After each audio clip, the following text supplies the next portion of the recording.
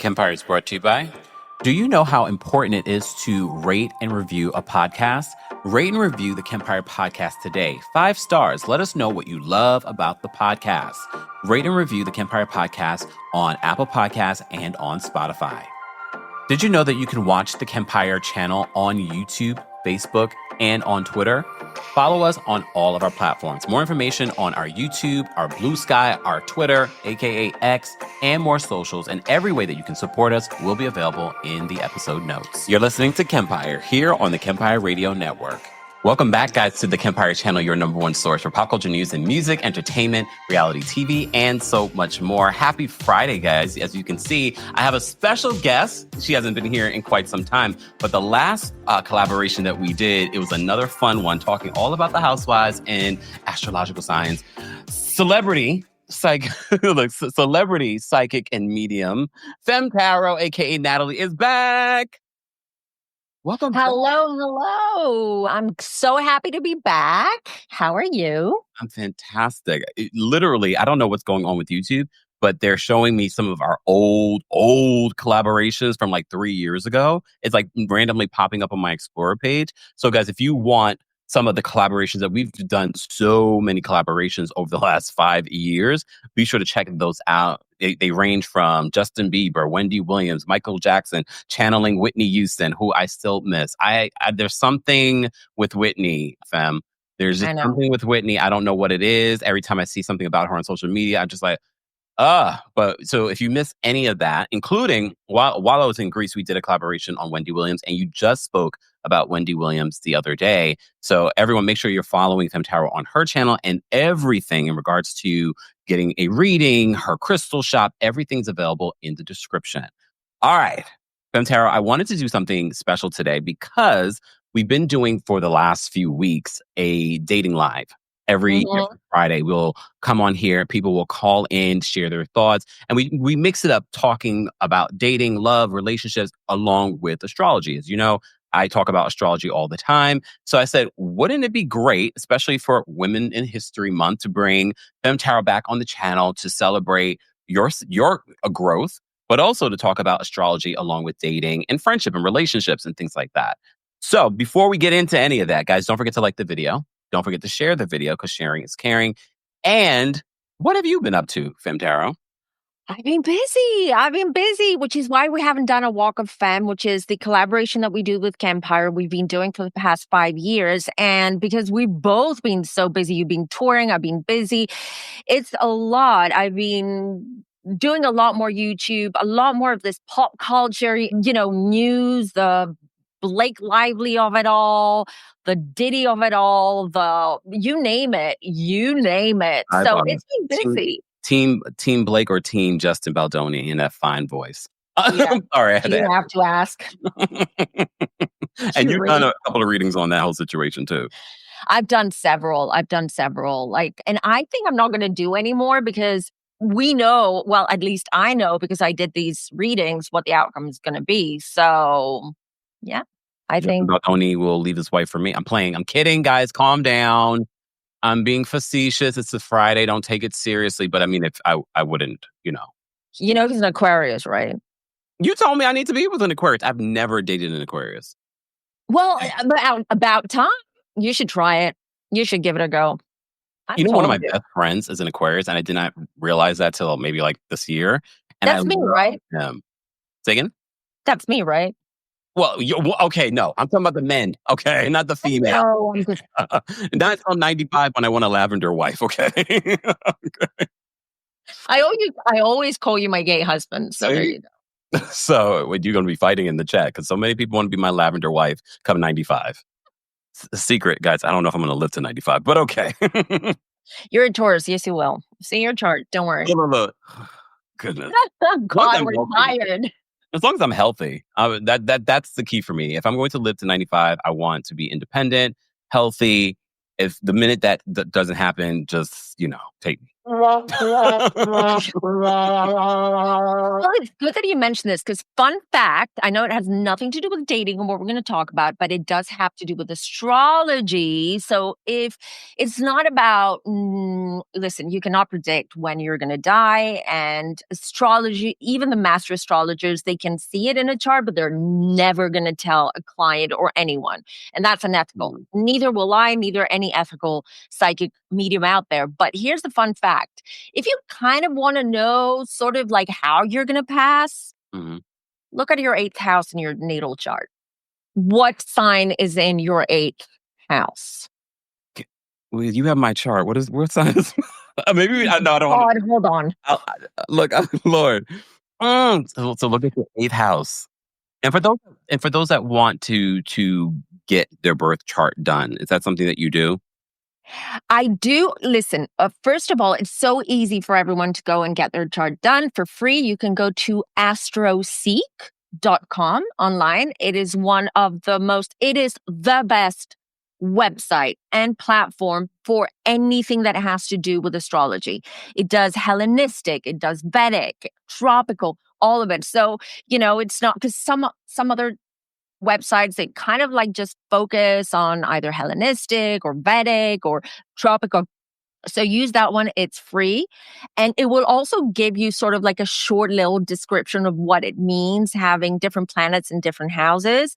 So you can check your reading there. What I do though, and what I can do for anyone if they're interested is you can book a reading with me and I can look at your chart and in tandem or I can give you sort of like an analysis of your natal chart intuitively as well as with my knowledge, astrology knowledge, and also using the cards and my psychic abilities, etc. So we can integrate your chart if you want to.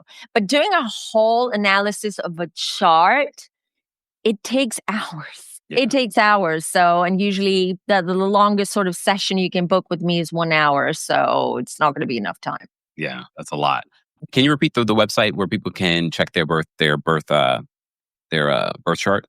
Okay, it's Astroseek, SEEK.com. Okay. Just Google it. It will come up. It's the first one that comes up. And after the live, I'll add it to the description for those that are watching the replay of this. And for those that are watching the replay of this, our friend Natalie from the Fem Tarot channel is here again to talk about dating, relationships. And relationships isn't just dating. And she just mentioned something very morbid. And I told her to look at my 8th house. And what sign is that? Oh, God, Kemp. I'm dying tomorrow? Damn. You're not dying tomorrow. You're not dying anytime soon. Stop. You've got an Aquarius. Really?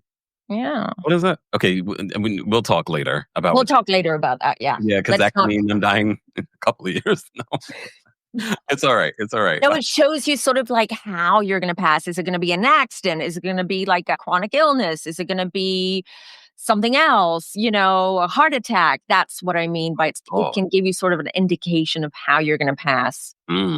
But don't go people and do this. I mean, we're all going to die, okay? It doesn't matter. Let's keep it as a surprise. Okay, a surprise. Have we met?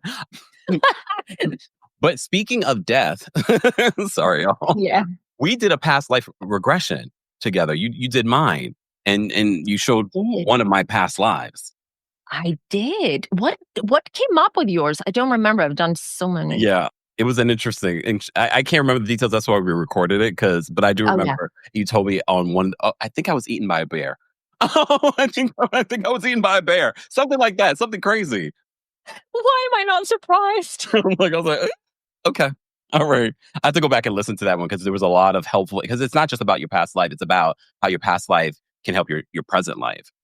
Exactly. And also connections with people from your present life that may have played a very important role in a past life. We have many past lives. This reading, the whichever past life comes through is the one that is meaningful to you right now in your life, what's going on in your life. They're super helpful for people, very interesting.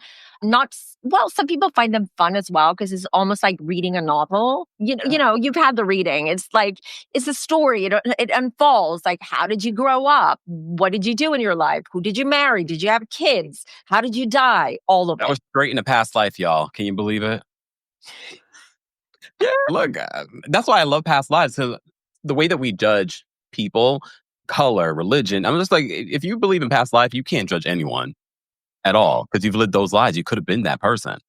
Exactly. And just a reminder, we do choose the Mm. lives that we're going to lead.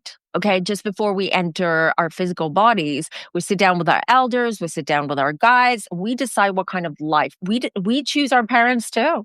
Yeah, We choose I strongly believe that. I always say that. And I think to my, no, I'm grateful because when I look back on it, I'm like, I'm glad I had the parents. I know some people, if they knew my parents, two Scorpios, they're probably like, Mhm. oof. But I'm glad for it because it's allowed me to be as independent as I like Precisely. instead of like, like a helicopter parent. Me and more, I'm a Taurus with a Cancer rising too. Ooh. Okay. All right. We'll talk later about that Aquarius in my eighth house. Oh my God, here we go. She won't let him go. He's a Taurus. But you mentioned something that because you've said before that I need to give like an air sign a try, specifically in Aquarius. I'm a Taurus with a Cancer rising and a Leo moon. Why do you think an Aquarius I mean, I don't seem to attract Aquariuses in my life though. Yeah, I have to look at it.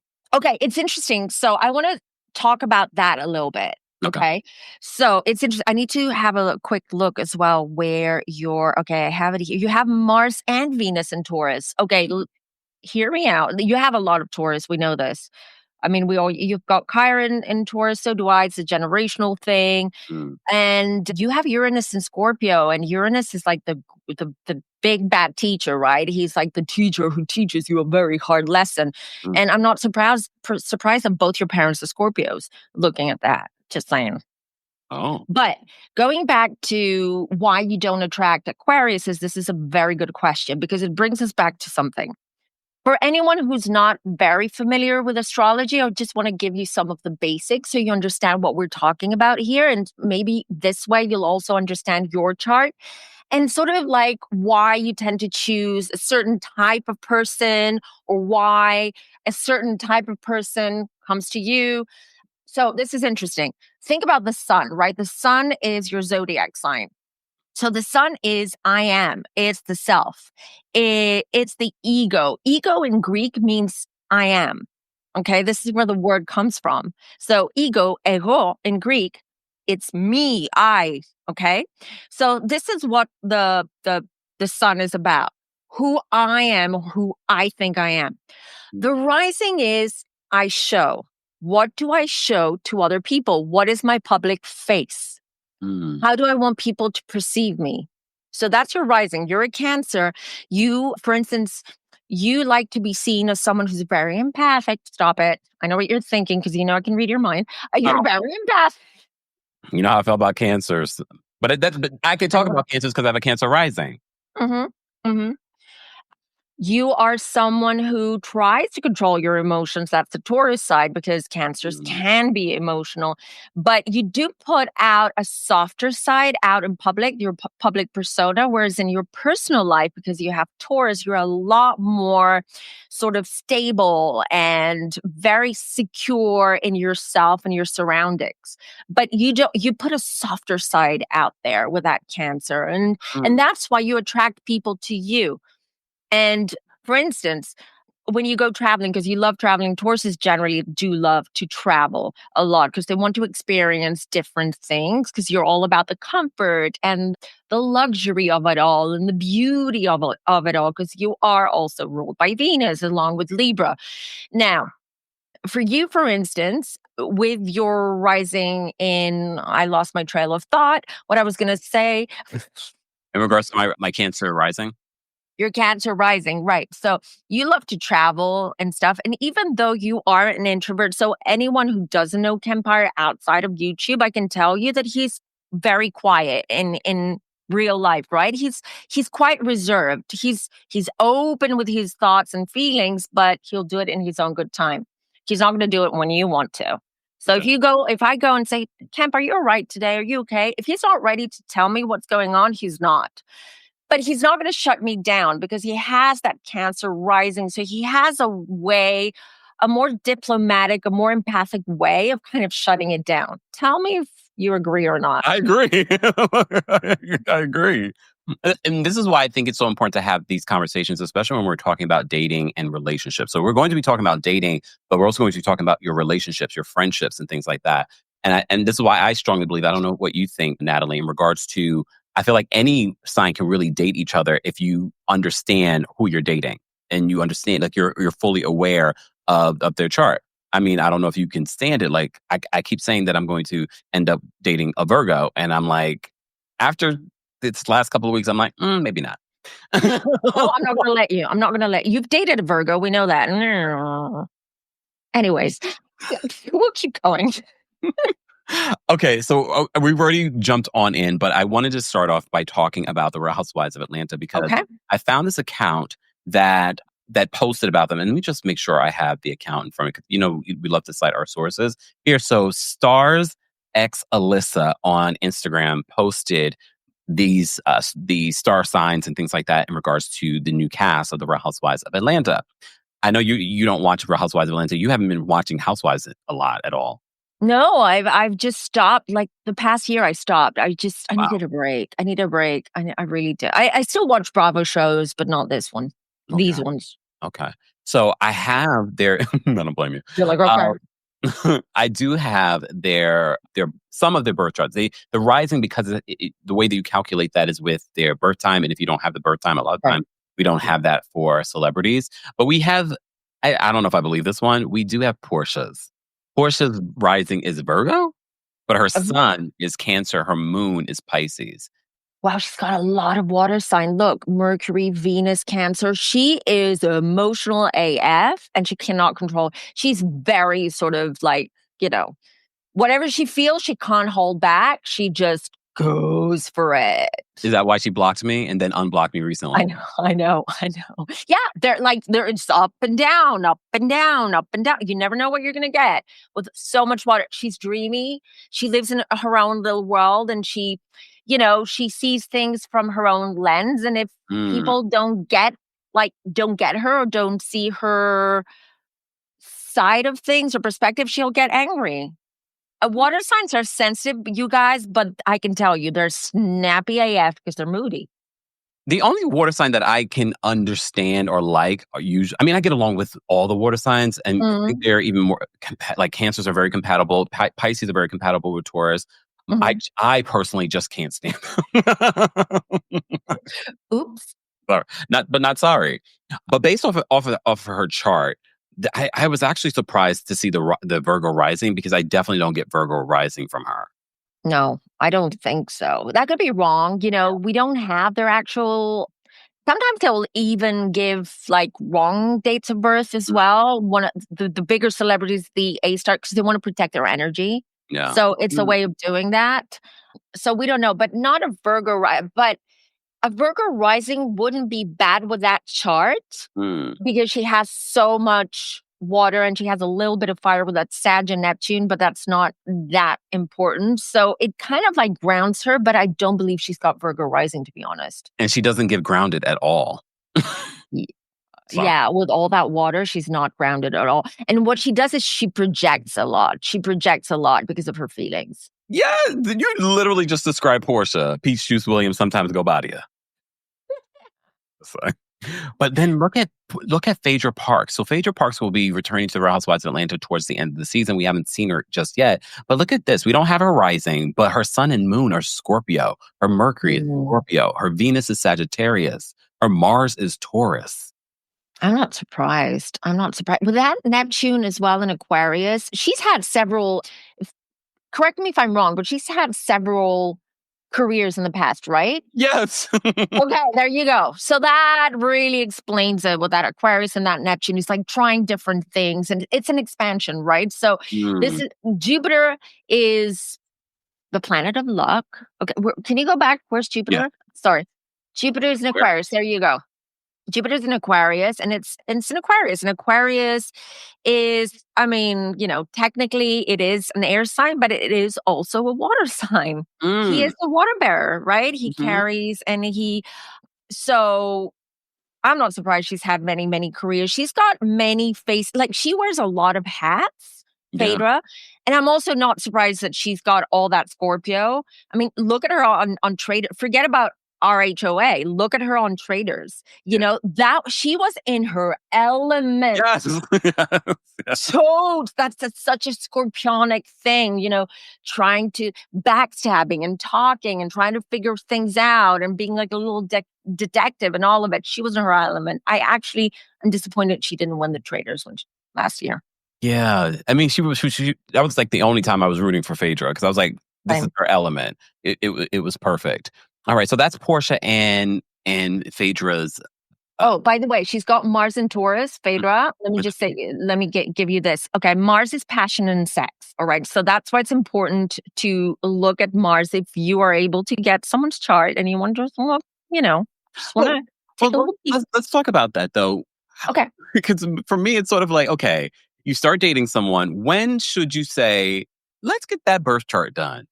Oh, I used to do it just before. Like, I would like, as soon as used to, because I'm married now. But when I was single, I'd be like, okay, do you want to go out? Oh, by the way, can you give me your date of birth? What's your sign? I did it all day. I don't care. Yeah. I'm not going to waste my time.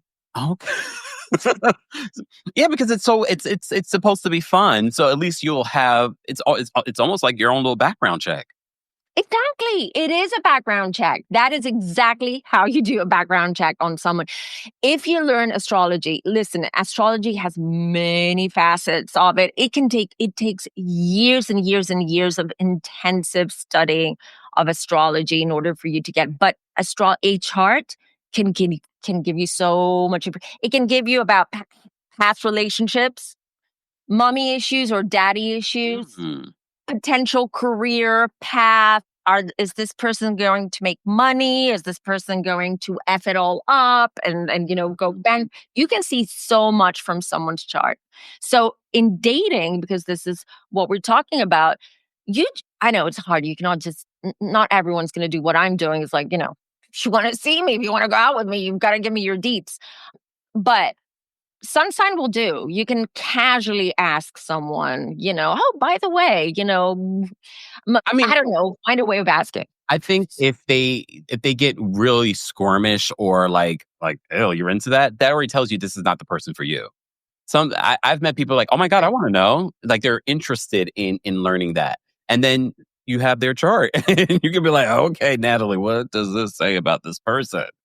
Great. Mhm. I mean, I find it fun sometimes. I used to like when they would give me eventually when I start like when I would go on several dates and then I would be like, give me your, you know, can you give me a little bit more so I can look at your chart?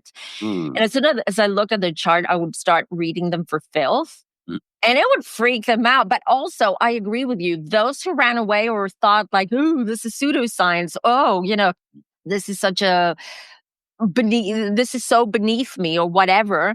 I'd be like, you're not for me. You're Yeah. not for me. Yeah, I agree. I agree. One of the things that I learned from you years ago is that Scorpio, if you find Scorpio in someone's chart, it's usually an indication of issues in their relationships and things like that. We talked about that when we were talking about Yeah. Jennifer Lopez. Can you talk a little bit more about what that means in someone's chart when they have Scorpio Sure. This is mainly for Scorpio moons. That's me. Scorpio moons, like if someone has a Scorpio, does and anyone Phaedra? Phaedra. favorite? Oh, there you go. So Scorpio moons, basically when we were born, we came in with a lot of trauma from past lives, a lot of karma. So we're here to start, you know, working on that karma and start working on our soul and our spirit. And the reason why we come to Earth to do it, because Earth is such a I'm not going to use the word, but SHIT hole for our soul, for our spirit, because the spirit world is just heaven, right? We don't go through all of these low vibrational feelings and all these emotions that we're going through here. But that's the reason why we decide to come to Earth and reincarnate, because Earth is, and living this life is the biggest, greatest school or university Mm, for our soul. So we can elevate a lot faster because basically our soul is learning so much and you're also cutting karma out. So Scorpio moons generally a lot of times there is a lot of karma. It also indicates difficult childhood. It could be that when you were a child, you may have been, you know, S8 or P8 or whatever it is, like very difficult start in your life. Scorpio moons also indicates witches or Scorpio moons, psychic mediums, anyone who is in the spiritual realm, in the spiritual community, spiritualists, etc. So are you saying the Phaedra might be a little psychic? I definitely think Phaedra is psychic. She's extremely intuitive. Look at her at Traders. You can really see it there, how she's like reading people. And she's got that scorpionic, that look where Scorpios like peers through you with their eye because they Mm-hmm. read you like that. Mm. So Scorpio moons, very tough in general, because they are a phoenix. Like usually, listen, when bad things happen to Scorpio moons, at first they feel like they're dying. They like feel heartbroken. They feel betrayed. They feel horrible. They just want to end it all. Yeah. That lasts a couple of days. Then something switches, and Scorpio moons then start rising like the phoenix from their ashes. And that's when they're the most productive. So Scorpio moons have a lot of internal battle, going on, because of karma and past life as well. But I can tell you the most resilient of them all are Scorpio moons. Mm. And Leo moons, you. Basically the two of us. Like, okay, so we're going to move on. I love the fact that we're able to tie back to relationships, but you know what I've noticed, and you can expand on this. A lot of water signs usually work well together in relationships. You mean sun signs, right? Sun signs. Yeah, not all of them. Listen, for instance, if you take the signs that are dual, i.e., Gemini, because you have two, Pisces, two. Those don't normally go well because it's just like taking double personalities and putting them together, and then you have a whole community of cray going on in that relationship. So, I mean, I would say, generally speaking, I'm trying to think of the rules.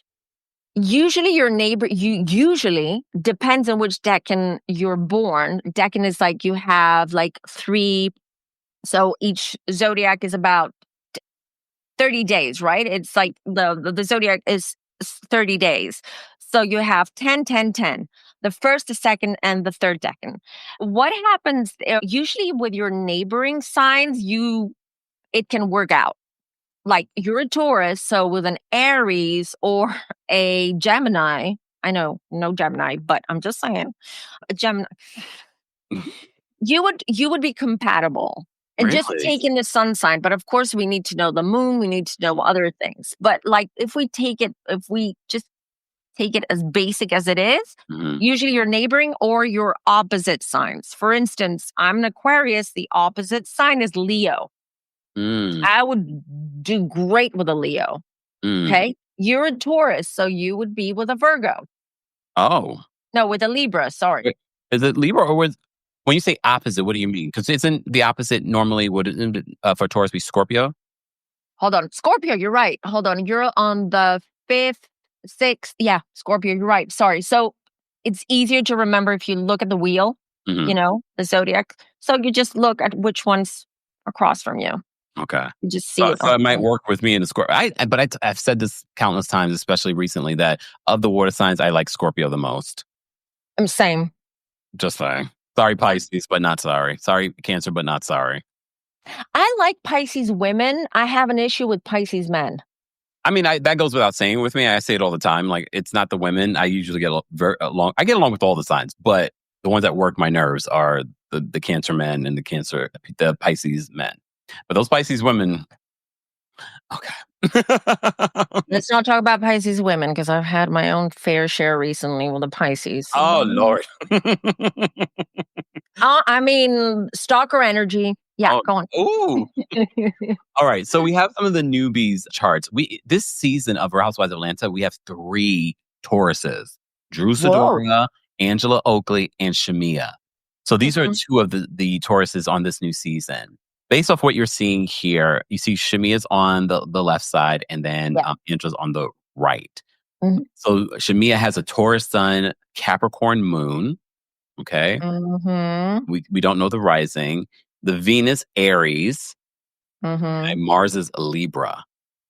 Mercury, though, is Gemini. So she's very social. She likes to be in the limelight. She Mm, doesn't shy away from the spotlight and whatnot. But she does have Taurus and Capricorn. So she does keep her private life private, or at least she tries. Okay. She's all about the coin, very ambitious, very much money driven. And where can you bring it up? Sorry. Mars and Libra. Yeah. She's got a good chart in the sense that she can make things happen for herself. She's got Venus in Aries, which means she loves sex, by the way. Yep. You hear that, That's a love Stacey? language. Stacey on Potomac was trying to make us believe that she wasn't having sex with that man that she paid to be on the show. It's like, you're not having sex with him, but you're having sex with someone. You're an Aries. Oh, yeah. Oh, yeah. Venus, Aries, they want to have a lot of sex. Mm. That's their love language. Mm. There you go. So I don't know what she's saying. She also has Jupiter and Scorpio, Mars and Libra. She's diplomatic when she wants to be. Generally, I wouldn't mess with her, to be honest. Mm. If she finds dirt on you, or she doesn't like you, you never know what she's gonna do. Okay, that's good to know. Yeah. Angela Oakley, she's a newbie this season as well. She's also a Taurus with an Aquarius moon. Taurus is Mercury, Mercury in Taurus, Venus in Gemini, Mars in Taurus. Then she has her Jupiter in Sagittarius, Uranus Sagittarius, Neptune Sagittarius. What do you get from this chart for Angela? If I was okay, I'm gonna say. Well, I'm direct, anyways. I'm gonna say it. Don't get offended, people. I'm just gonna say, if I was her husband or her boyfriend, I'd be worried, because I'd be like, I don't think this woman's very loyal. Oh, even with that Taurus sun? That means nothing. Look at the rest of her chart. Oh, damn. She's got Venus in Gemini. Hello, Gemini, the dual sign, the sign of duality, the sign where they can't make up their minds and they need to try everything. Wow. Mars in Taurus. Taurus is very sensual. Mars is sex and passion, remember? She's sensual. That's her love language. She wants touch, kissing, affection, romance, all of it. All right. I want to move on just because we have a couple more that I want you to analyze, but that was enough. And people are just getting familiar with her. So we really don't know who Angela Oakley is like that. She's married to a very famous basketball player, but that's about it. All right. Drew Sidora. See, they have this wrong because we know Drew is not a son in Leo. Her son. Well, the rest of it is wrong. Oh, so okay, let's move on to Kelly But here's the thing: the sun in Leo would make a lot of sense to me because she lies a lot. Ooh. But she's a Taurus. Libra's light too, though. Just saying. Just saying. Okay. Gemini's too, by the way. Anyways. Oh. Yeah, I didn't even notice this with Drew, so I should immediately know. But Kelly is a Pisces. We do know that because she talked about that on the show. Okay. Kelly's a newbie. Her sun is Pisces. Moon is Aries. Like, what do you get from her chart? Oh, I like her chart. I think she's gonna be a good one, a good housewife. When you say good, what do you mean? Like good for television or like a good person? No, good for television. Oh. Which is the opposite of good person, usually. Usually in housewives. Like someone said, can't spell Libra without liar. Woo! Damn, I didn't say it. Okay. Brutal. Get an A. Okay, damn. All right, so she's going to be entertaining based off of this chart. Listen, she's going to be entertaining because she's going to start slow. She's got Pisces. So Pisces, just like Virgos, they kind of like sit back, observe, read the room, especially with that, Pisces are very intuitive, very in tune with the energies and reading people. So she's going to stand back a little bit and try to like read the room and sort of like read the other ladies, the other housewives. But once she starts feeling comfortable, and she's really gonna put things out there. I believe the reason why I think she's gonna be a good housewife is because I feel she's gonna bring a lot of facets in. So, and with her chart, she must have a lot of hobbies or a lot of interests, which is gonna make it interesting because she's got that fire as well. I saw that she has quite a bit of fire signs in her chart. She's got Aries moon. She's got Venus, another one with a Venus Aries. Amazing. Mercury in Aquarius. This one, Kelly. Mhm. How can I say this? I don't want to say that she lies, the liar, but I want to say that she can use things and Based off of embellish what? things. Wait, why are you saying that? Based off Well, what? she's got Mercury in Aquarius.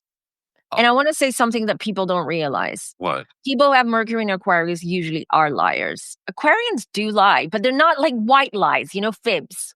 Just Mm. saying. Oh. And I'm an Aquarius, but I've got to call it out. And Mercury, what is the blue? You have my chart still open? What did we say with I'm you? not a liar though. I gotta already say this. I'm not a liar. No, you're not a liar. No, not at all. You have a Gemini. Oh, shoot. What? What? Your Mercury's in Gemini. What's that mean? Well, first of all, you Am I would be dying? doing, No. well, Gemini's lying too, but anyways. But I mean, it makes sense with you because you are a public figure. You're doing what you're doing. So let me see your Jupiter. Your Jupiter is in Libra. So there you go. You are someone who you're very attractive. And I don't just mean looks, you are attractive, but I mean like you attract people to you. People enjoy watching you, listening to you with that Mercury and Gemini. You're very good at communication, very good at branding and rebranding yourself, something else that you've got. So, and Jupiter and Libra, you're very diplomatic, which you are when you want to. That's not coming for me on my own channel. If you're just No, joining us, you are. I'm joking. I say psychic and medium to the stars. Okay, she is back here on the channel, and we're talking about dating, astrology, and more. We're taking a quick look at the Real Housewives of Atlanta's astrology chart. Can I ask you one card? I mean, if you could put one card in regards to Drew Sidora and part of her storyline, because part of her storyline is that she is working with Portia's baby's father, and Okay. people are wondering if this relationship is more romantic or is it just business. So Who's that again? Which housewife? Sorry, I missed Drew it. Sidora and Oh, Drew. Okay. yeah, Drew Sidora, and she's working musically. Sidebar: Drew Sidora has a new project out today, y'all. Go stream it, okay?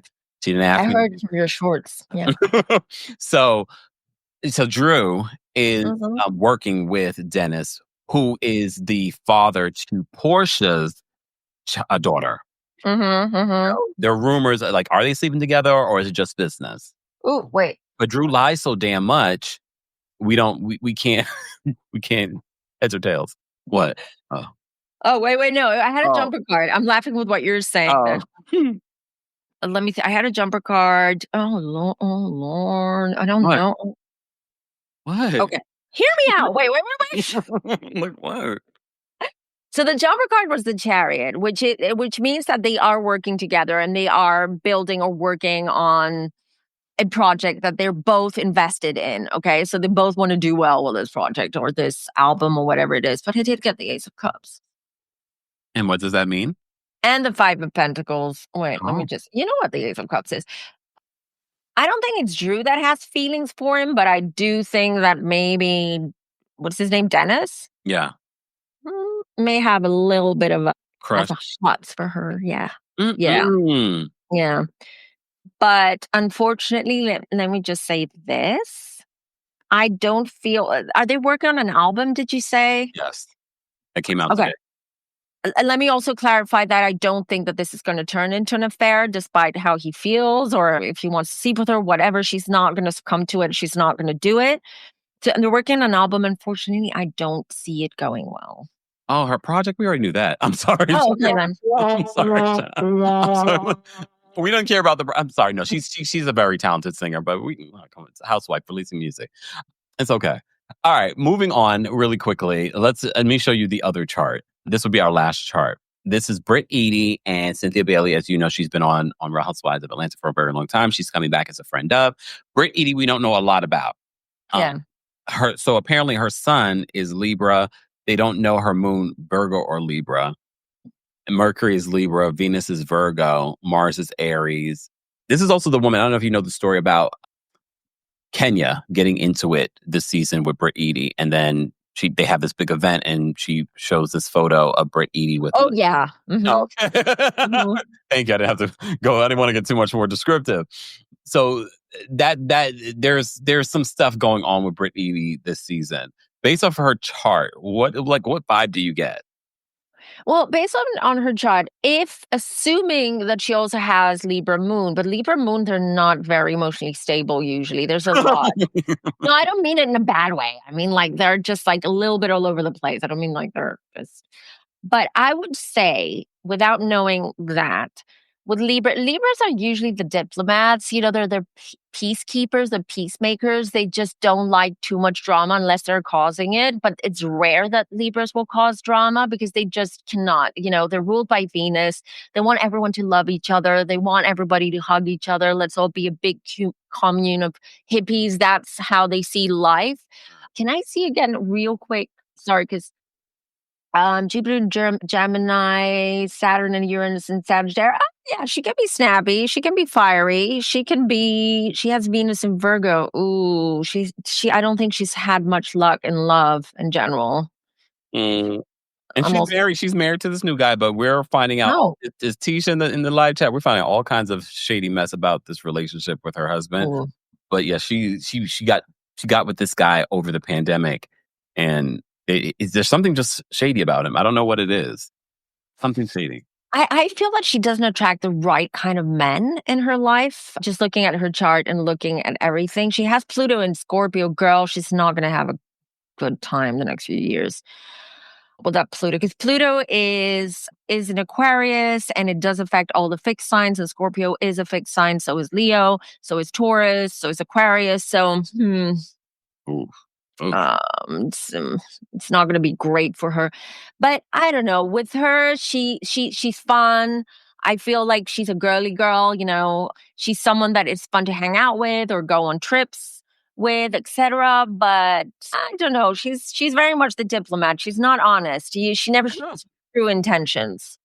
I do find it interesting of all the charts so far, the only person that you said that's going to be a really good housewife is Kelly. That's interesting.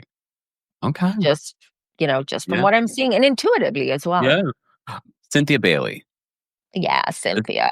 Definitely her sun sign is Pisces. Uh-huh. Moon Gemini. Mercury Pisces. Oh, there's a lot of Pisces in this chart. Yeah. And Virgo, I know I can't stand her already. No playing.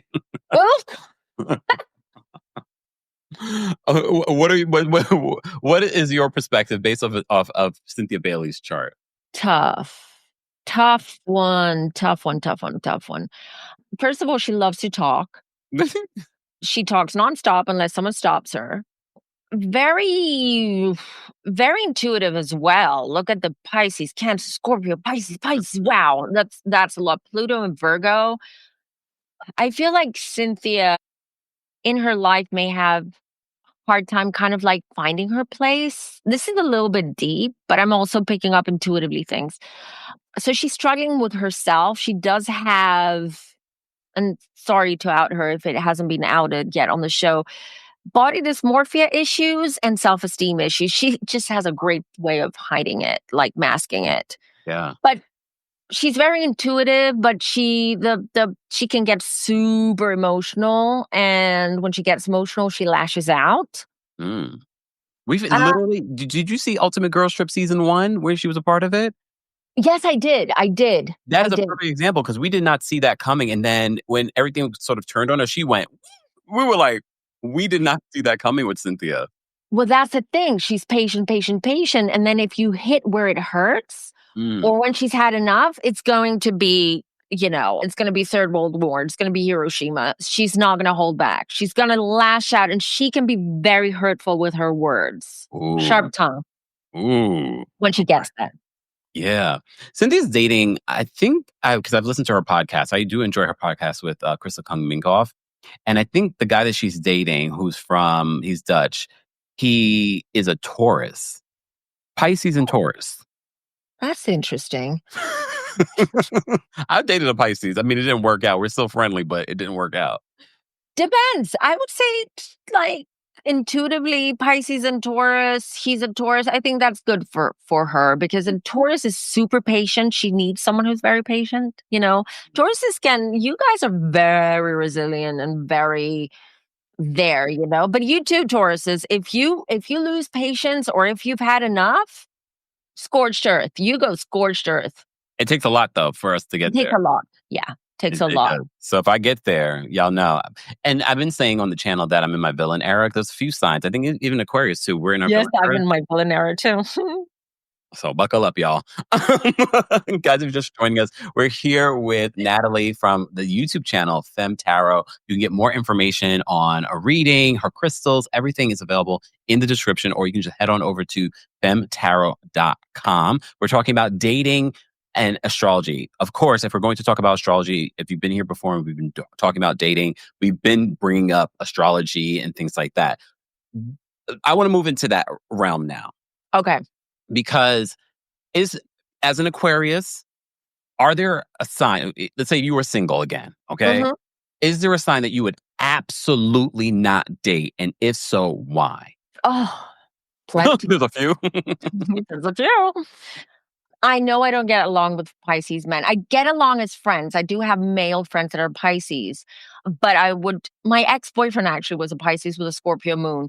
We rarely fought, Hmm. but he was so Pisces. He had double water as well. I don't remember his moon, but anyways, I wouldn't date a Pisces again because they get to, especially with Aquariuses, because Aquarius can be a little bit more aloof, a little bit more distant. A little.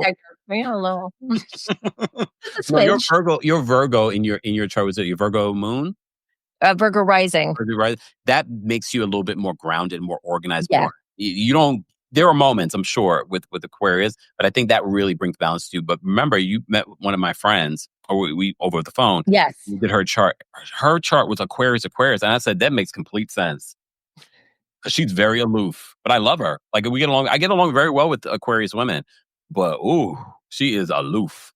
I know they can be, and especially if they have a lot of if they have an Aquarius stellium, which means that you have more than four planets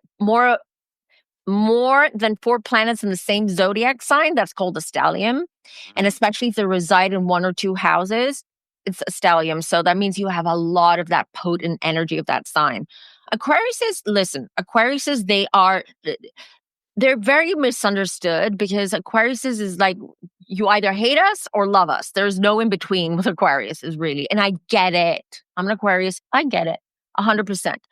But the thing with Aquariuses is that you need to give them time in order for them to feel like they can open up to you.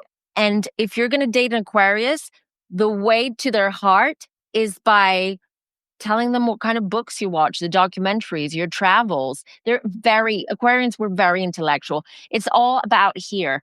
If we get turned on up here, then just freaks in the sheet, that's for sure.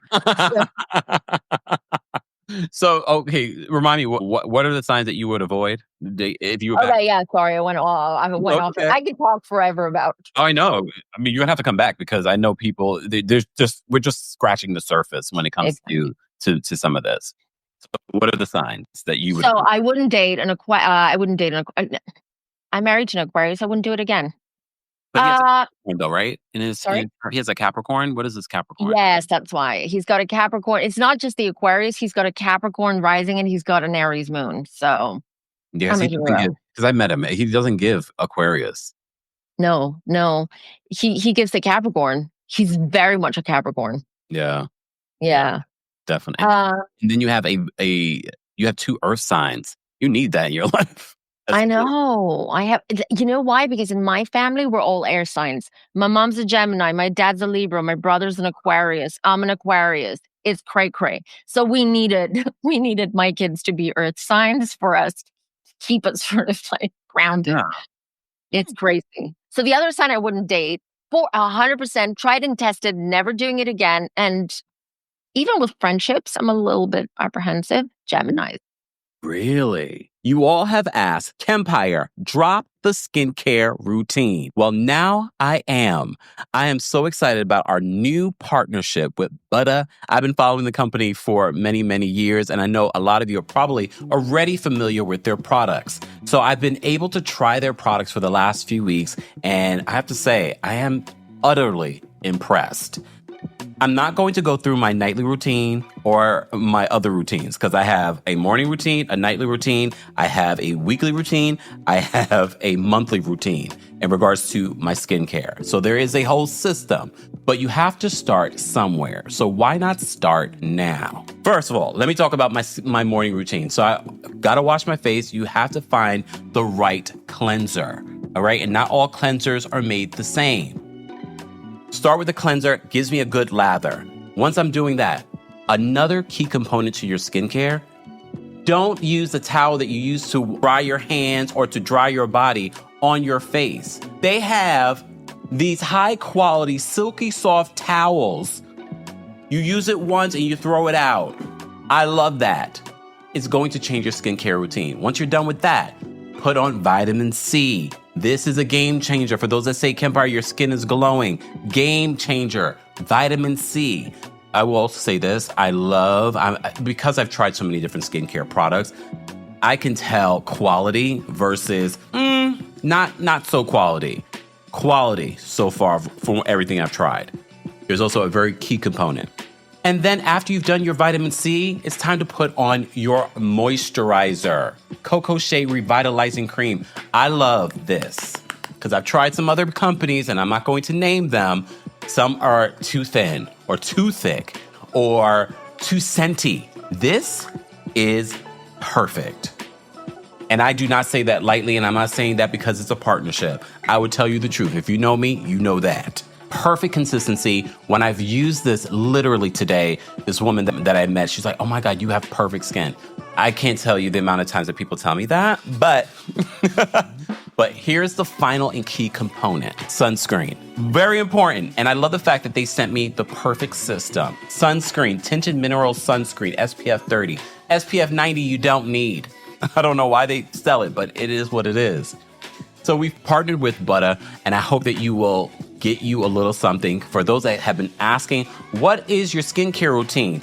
I just gave you my morning routine. Stay tuned for the nightly routine and other things. More information on our partnership is available at buttahskin.com/Kempire. All that information will be available in the description. Thanks, Buttah. Even with friendships, I'm a little bit apprehensive. Geminis. Really? Yeah. Geminis.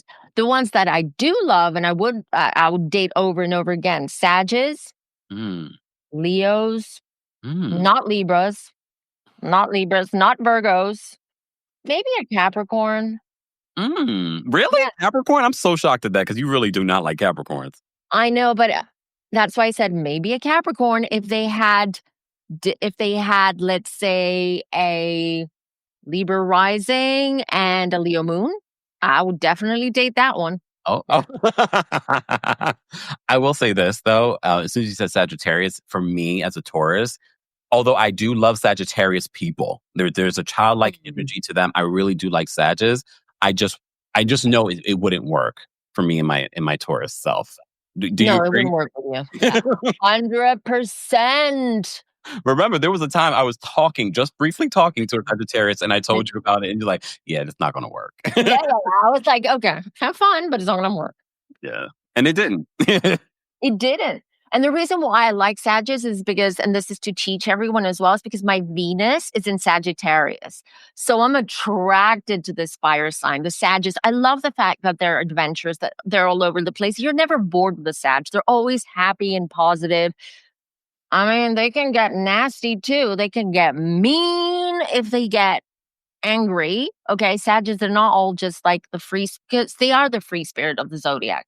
So because of my Venus, I get along amazingly in a relationship with Sagittarius. We have so much, because we also give each other space, which is important for an Aquarius. And your Venus is what? Sagittarius or? Sagittarius. And this my is why Mars you get is your in birthday done, so that you know these things. And this is why I always tell people it's important to know not just your sun sign. It's important to know everything because there are elements to your chart that will help you. when it comes to dating. What are your thoughts? And I'm sure we've talked about this before. I always tell people to pay attention to the astrological signs that you have around you and that you're attracting. Mm. What is that about? Why are we attracting particular signs around us? Again, you have to look at your chart. You Mm, have to see, like Mercury. Mercury is a planet of communication. So it is the people that you want to have around because you want to communicate and hang out with and have a good time. So you look at your Mercury. Where is your Mercury? For instance, if Mercury in Gemini, you attract more of these, like you would attract Sagittariuses, you would attract Aquariuses, you would attract more of the more free spirited, more fun loving, adventurous sort of type of people. So it's important to look at your Mercury and also as well your Venus, because Venus not it doesn't just rule love, relationships, and partnerships, but it also rules in a sense because friendships, because a friendship is a partnership. It can be a lifelong partnership, but it's a friendship. So you have to look at your chart to understand why and in dating, if you keep seeing that you're attracting the same type of person over and over and over again, yeah. check your Venus and Mars, because Mm, Venus is how you love, it's your love language, and Mars is who you're attracted to and also who you attract. mm. So if you have Mars, I should have had my chart wide open so I could be like, I'm like, wait, what? hold on. Look, look. She has my chart. She's done my chart multiple times. It's the top one out of all the charts. Temps is the one on the top. Um, Just a so reminder, if you're just joining us, I'm here with Fem Tarot. More information on her channel and more information on how you can get crystals, book a reading. All of that's available in the description. And don't forget, liking the video is an easy and free way of supporting not just my channel, but other channels that are talking about similar topics. As you know, here we talk about a variety of things. And I just dropped a new episode where you can hear the Kempire After Dark, a live experience that we had here in New York City that is exclusive to our Club Kempire Apple Podcast subscription baddies. So be sure to check that out on Apple Podcasts. Okay.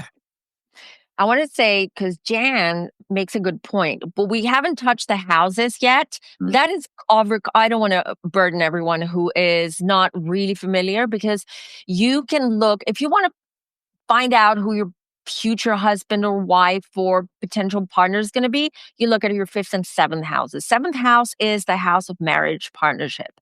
So you can look there as well. But we're, as you said, we're keeping it to the surface just to get people acquainted with things that we're saying. And then we can gradually start, getting more deeper into the chart and what the houses mean and because astrology is huge. You have to look at, do they make a square? Are they opposing? Where are the orbs? Where are the nods? You have to look at everything it's a science. it is a science. Those that 100%. don't believe, I'm like, it's literally a science. And it's funny because if people really understood how many different religions base, their calendars and everything is off of the stars. And if you look at the Indian culture, they base every decision that they make off of their astrological birth charts and things like that. I haven't had that done. So Mm. I'm just saying. Okay. So what did my chart say? Okay, so you've got Venus and Mars and Taurus. Generally, you're someone who you want someone who can respect your space, Mm, respects you, can follow your rhythm in life, or if they can't, they're not gonna impose their sort mm, of lifestyle or their rhythm onto you. Comfort and romance and comfort and romance is important for you. And Tauruses are very sexual, but it's not like Aries. Aries, like, everything's sex with them. So, they're like a golden retriever in heat. Whereas with you, sex is important, but it's not important when you're single. It's not like you're like, I need to go out there and get myself some. no. But it's important in a relationship because that is your love language. Touch, kissing, just, bedroom talk, all of it, Intimate. all of it, all of it.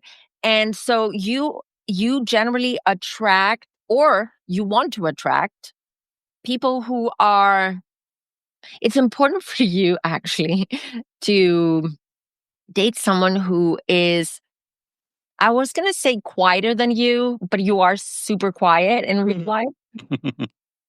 Have So you I'm seen going the trend to what Tiffany says, a golden retriever? That there's a TikTok trend going on, men that are golden retrievers. Yes, I know. That's where I got it from. The Oh, golden retrievers. okay. But Aries are golden retrievers in heat. That's all. Oh, They are. It's true. And Scorpios, of course, Scorpios it's everything about sex. They get their power through sex, the Scorpios. oh. Hmm. It's very important for them. And if you don't give it to them, you guys have dated a Scorpio, so I know what I'm talking about. So if you don't give it to them, they take it so personally. They're gonna make your life misery. Mm. They're like kids, you took my iPad away. I'm just gonna make your life miserable. You took my sex away. It's exhausting. We have a lot of, because it is Aries season. What are the ideal matches for Aries? Okay, we've talked a lot about Aries and them being very sexual. I've been telling y'all that. What is the ideal match you think for like someone that's Aries? Again, we're generalizing here because you'd have to look at the chart. I'm just saying it for people watching. You would have to look at their charts. There's so many, but typically Aries, funnily enough, they are compatible with most, not all, but most signs. Aries is the baby of the zodiac. It's the first sign. Yeah. Aries are the babies. So they're the ones full of life, full of energy. They will try anything. They're adventurous. Nothing holds them back. So they do tend to get along with people until they don't because they're Aries. So, yeah, they would get along with, I would say Aries would be great with, believe it or not, in my opinion, I believe Cancers. I would Mm, say Cancer. I would say Libra. Depends on the Libra, but I would put Libra in. Not Capricorn, mm. not Aquarius, not Pisces. I'm just going through the Gemini? zodiac now. Taurus, yes. I've never dated an Aries. I've been friends with a lot of Aries women, but Oh, never dated an Aries. I don't know if that would work because I love me some Aries, but ooh. mm, wow. What Oh. about Aries and Gemini? I see that match a lot. I was just about to say Gemini and Aries, I believe, is a good match. I believe it's chaotic, exhausting, but a good match. Danny in the chat says, "Would you date a Taurus Fem Tarot? I'm a Taurus born and raised on Mother's Day." I would definitely date a Taurus. Hmm. I love Tauruses. Kempire is a Taurus. My son is a Taurus. I have a lot of Tauruses around me. I love Tauruses because they keep me grounded and they kind of slow me down. Mm, And also they take me out of like I'm way into my head sometimes and just have 1,000 conversations go Virgo rising, it never shuts off. And Tauruses have an amazing way of like calming me down and just bringing me back to earth. mm, Kempire does that. Like usually when I'm stressed or something, I'll call Kempire and he just has an amazing way of just like, compartmentalizing everything for me and kind of like showing me the way. And I get out of this emotional sort of state that I'm in. So yeah, Tauruses, I would love to. I do want I'm to. married. I just need to keep saying that. She's married. Zoe, thank you so much for the super chat. Zoe says, "Are you going to drop a call in link? I never done this before, but I'm interested for her to read me. I am in need." Well, we will be dropping the call in link. I've already dropped it for our senior royals. However, this is not a full out reading. You have to book a reading for like a full reading. This will be for one simple question, mostly geared towards love and dating. However, if you do have, shout out to our members because we're making this exclusive for our members. So I've already dropped the call-in link for our senior royals. I'll be dropping it for our royal court members in just a second. But Zoe, thank you so much for the super chat. Joe, thank you so much for the super chat. Joe says Juice Adore's album will be as successful as Giselle and Ashley's GNA. Oh, it's like, It's not successful. We don't even know what that is at this particular point. We don't know if it's a clothing line. Is it a charity? We don't know what it is. We know it's defunct. That's what we do know. All right. So, as I said before, I've dropped the call link for our senior royals. I'm dropping the call link now for our royal court members because it is very late over in Greece, where FemmeTarot is located. it's So, okay. It's a Friday. I don't have to I get know up. that's right. Part that's the Aquarius in you. For me, as a Taurus, I'm like, yeah, it's very late. That was what. So, guys, a fun fact until the callers start calling in. So, Kempire, when he was here, he was staying with me. I've got to say this. I've said this before. I'll say it again publicly. He is at least to me, it was like the best house guest ever. ever. Never You know what? complained. Never complained. Like, we did a lot. Like, we would get I like to sleep in. He's an early riser. He was so patient. He was doing his meditation, whatever. I would get down, I would go drink my coffee, then I would go meditate myself. Like, he is so easygoing. It's incredible. And the funny thing is, like, we booked a one night. I was like, oh my God, because we were so busy during the day. We would do a ton of things and then would come home, we'd be tired. And then we would both do our videos, our stuff. Life goes on, social media goes, we have to work. We had breaking And story that time of the year. We had a breaking story. I forgot what. I think it was something Beverly Hills related. no, yeah, something with Andy as well in Beverly Hills. And Oh no, that was my Andy stuff. People would that was your Andy stuff. Yeah. throw me under the bus. Oh no, it was Mauricio and Kyle announcing their separate. Right. But So, that I will have to say you were my good luck because that video that I did there ended up being on the show. oh, So that's true. that's nice. There you go. So one night I'm like, okay, listen, we'll need to go to a bar. You need to go see the nightlife here. We'll go to a bar where you can see the Acropolis. It's going to be beautiful. It's going to be booked a table, called a couple of places because a little bit last minute. We booked the table. Guess what? We never went. We Are we shocked? Have we met me? That's why I find it so interesting. People think that I was at some club on Pride at this particular point in my life, filming Andy Cohen under a table. Really? On a Saturday night at the club? And you honestly, know, that's not even me. I don't film people without their permission. Not sure. And you know what's funny? That even though we didn't go because we were tired, we went on boat trips. We did it all.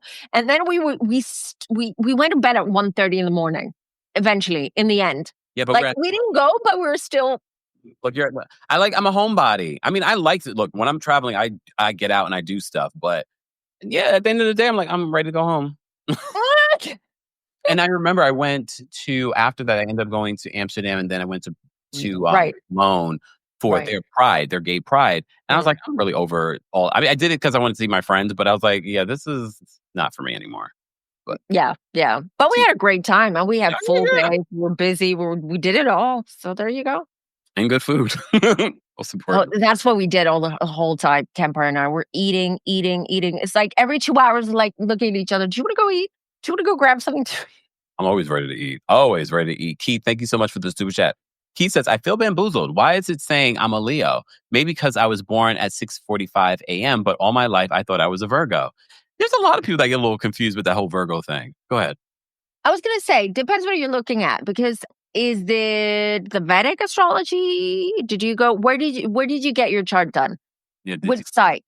Because Vedic astrology is different. It's a little bit different. The zodiacs change differently than tropical or Western that would astrology. be hilarious his entire life, though. Because I mean, the Leo and Virgo are very close in their date, so it would be really interesting that his entire life he thought that he was a Virgo, but he's a Leo. Oh, Oh, I'm so sorry for you. but actually, embrace the Leo energy. It's a good thing. And I always say, if you're on the cusp too, I always feel like there's still an element of that energy, especially if you're on the cusp. I feel like you still have the energy of your neighboring sign. And I think you said that a little bit earlier on. First 3 So days, the first 3 days. So the cusp, and then a couple of days, you still have the energy of your neighboring sign. For instance, I'm on the cusp. I'm 1 degree Aquarius. I'm literally just as, the sun entered in Aquarius. I was born. So I do have these Capricorn traits. I rebuke them. I refuse them. I do not, but I have them. they say an ideal match for me is Capricorn. I dated Capricorn, though. I was a little bored, though. Sorry, Capricorn. Yeah, that's the thing. Yeah, that's the thing. They're not bad, but Yeah. yeah. We had a lot in common, but I was just like, yeah, I didn't feel the spark. And it could that be what, my Leo moon? Oh, yeah, your Leo moon. I mean, Capricorns are not the type. Leo moon wants a lot of compliments and they want to receive attention and they want all of that. And Capricorns are not great at doing that. Oh, see? Not gonna work. Someone said Yeah, Carlos King is a Libra. I was gonna say liar, but okay. both are fitting. Jacqueline, thank you so much for the super chat. As a Pisces woman, what's a compatible sign to date? My Cancer ex was a baby. This Leo man is savage. Ooh. Yeah, as a Pisces woman, you can't take no Leo, man. What would what Oh, would girl. what would be your advice for Jocelyn Booker reading so you can get the rest of that chart? You know what, a Pisces, no joke, but this is intuitive. Now, this is intuitive just for you. Ooh. Libra, give it a try. Oh. I've never dated a Libra. Like I have female and Libra, male Libra friends, like great friends. I've never dated one though. I don't know if I could. There's something about Libras that gives me F boy. no, because the Libra guy that I know, he's not one. Okay. I don't I don't know. I just there's something about their energy is more like I friend zone them because I'm like I'm not interested in that. I attract a lot of Virgo. I know you're looking at my chart. Why do I attract a lot of Virgo? A lot of Where's Virgos, both that's here on the true. channel, both in my life. Literally, I was getting something. I was getting like stretched, and the stretcher and I we just like connected. And I was like, "What's your birthday, Virgo?" I was like, "Oh Well, you don't have any Virgo in your chart, but here's the thing. Virgos are super intuitive. Maybe people don't realize that because mostly we talk about the water signs being intuitive. Virgos are extremely intuitive. So they pick up on your energy and they feel safe with you. So that's why they come to you. And he definitely said that. He definitely felt like he feels very comfortable with me. But a lot of people say that about me. Every sign says. It's true. Jocelyn says both her parents are Libras. So maybe she needs to date. She needs to date Libra. Give it a try, Jocelyn. Jocelyn called in a few weeks ago where we had the callers call in and talk about their Hmm. dating life, and she talked about some of her dating stuff. So try Libra. Yeah. Well, Try a Libra and let us know. and the thing is, too, not necessarily. It doesn't necessarily have to be a Libra sun. It could be like there's a lot of Libra in their chart. Am I wrong or right? Correct. No, it could be Libra rising. Listen, the older we get, the more connected we get to our rising. Okay. And this is because the older we get, we are more aware of our public image and our life changes and we get more secure because we have a career and whatnot. So again, we're generalizing, we're talking about the sun signs, Yeah. but I would focus more on the rising generally Mm, when you meet someone, a new friend, if there's a new colleague, a new boyfriend, whatever it is, find out their rising. That's where it's going to be a lot more accurate, the reading yeah. on that person than the sun sign. And Because we again, the sun is about the self. What you want to, it's like what do you want to put out there? And a lot of times it's very curated, the mm, sun, whereas the rising, it's you. Okay. It is your first impressions. It is your public image, but it's you in combination with your moon, which is your emotional world. It's the inner world. It's all of that. wow. All right. So we have quite a few people backstage. Folks, Hmm. I will be setting a timer. You can ask a question, dating, career. No, Dating. Yeah. I'm not going to read charts, but I can intuitively give you some insights from. yeah.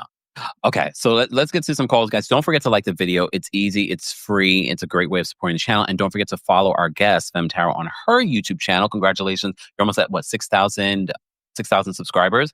Let's help Almost. Yeah. get her there. We have over 500 of you here. I'm sure that will take us right over if all of you go over there and follow. Thank All you. right. So Tisha is the first one backstage. Shout out to our members. This is exclusively, we made the call-in link available for our members. Next time Femme Tarot comes, we'll drop it in the live chat. Okay. Mhm. Okay. Thank you, Foxy. Yes, everyone. Please respect the timer. All right. Tisha's backstage. We're going to bring Tisha up first. Hold on. Let me bring this. Okay. Tish, what's going on?